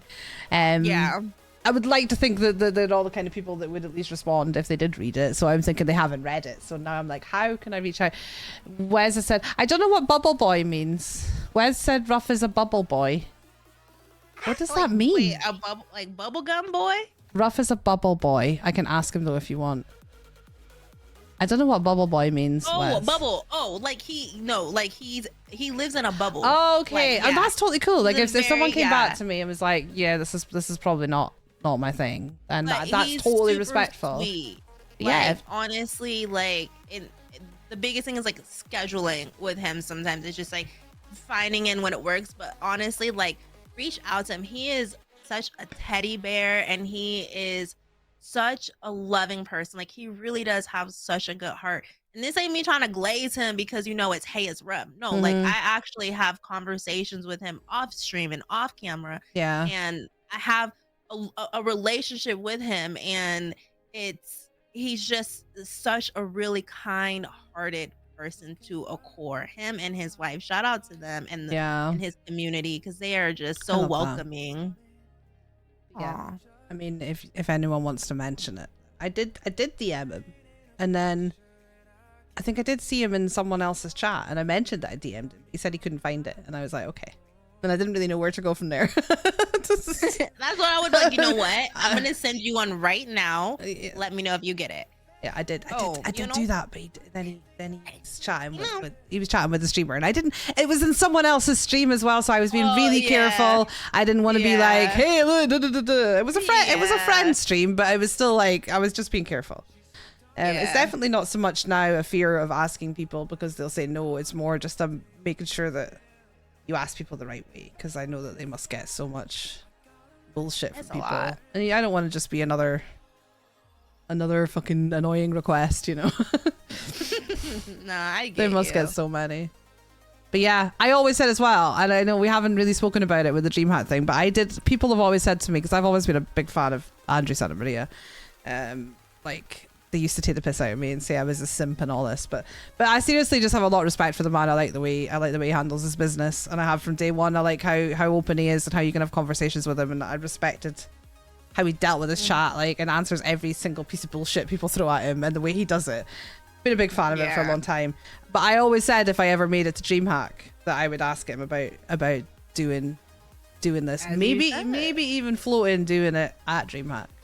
Yes. So we'll see. I know there's like speculations from the last time he streamed that there's gonna be maybe some type of opportunity to pitch like an idea. Yep. So that's all in here, and I've been kind of like my brain's kind of going, at what point do we need to get to on this, because I don't have another fund of income. That this needs to get to a certain point before I can be sure I'm going, but I also know that Kicker like super last minute at getting shit together for DreamHack, so that kind of works out for me because it's going to be super last minute me figuring out if I'm fucking going or not.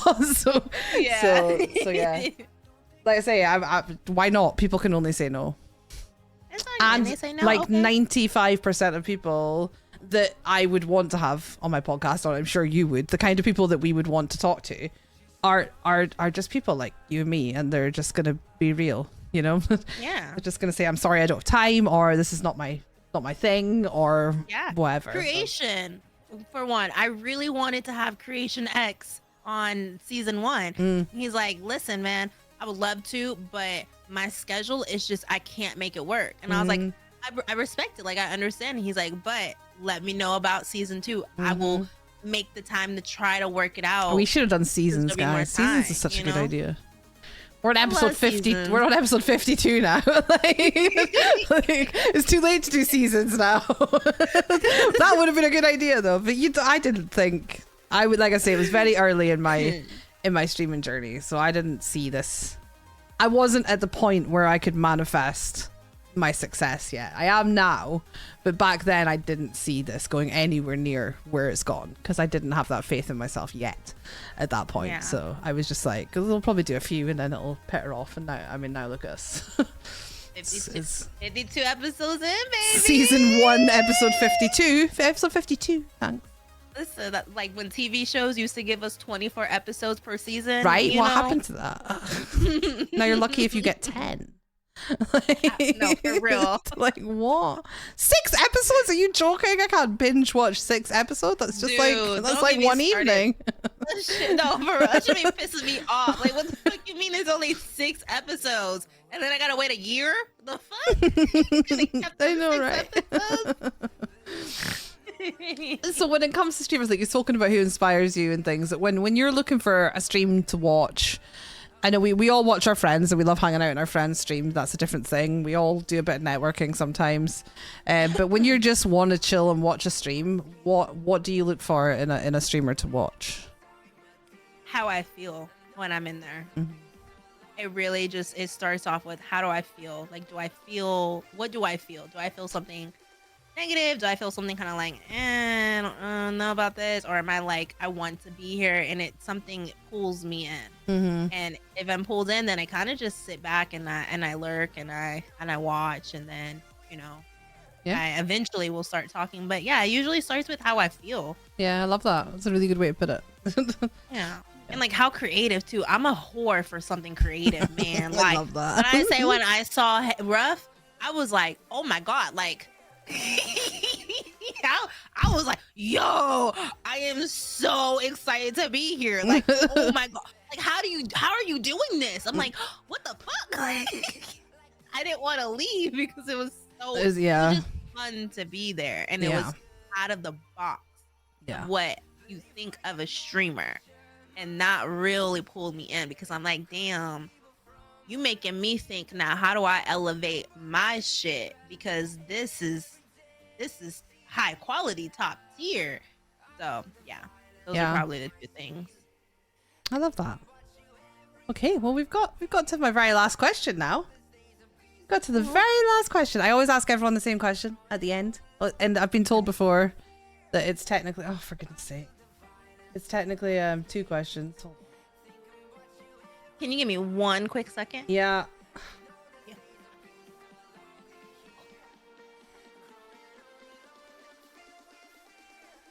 There was an error? How were they still posting when I tried to... What the fuck? I actually can't ban that person. What is going on?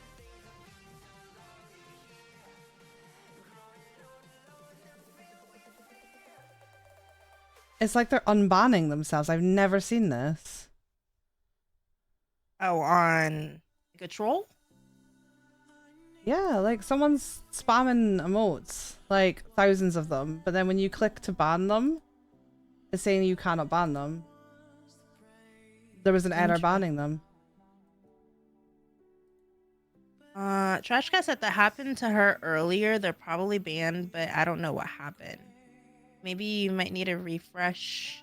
Yeah, I've done a refresh. Hang on, let me take off follower only and see if they can still post. Yeah. They're not banned.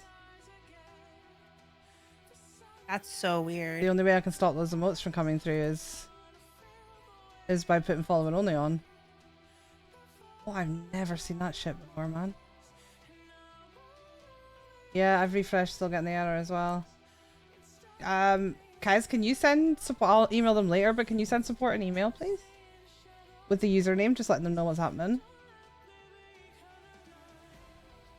Thank you. Well, that was fun. That was a new experience for me, that one. I was like, oh fuck's sake, I'll just ban them, and it wouldn't work. Could we also get a pin post saying why we've got follower only on, please? Thank you. Oh, I love you guys. You're amazing. Oh, Shad said he'll message Kick. I mean, you can both message them. It doesn't hurt. You can all message them. Wait, Kick took away the report button? Yeah. You have to email support. Oh, well. That wasn't really...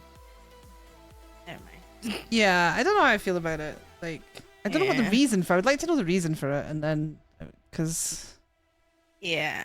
If it's like... I did think maybe they're getting an absolute shit ton of false reports. Could, yeah. You know, like people hate reporting and all that kind of stuff. So, because the button's there. So that now that you actually have to email. Yeah, I don't know. It is a little frustrating, but then we do have that little thing in the corner where you can just hit a button and be like, yo, this person be a dick. Yeah. Right, anyway. Rude. Last question. So the very last question I always ask everybody is, what do you think the future looks like for Kick as a platform and for xoSashaRae on Kick? Oh, okay.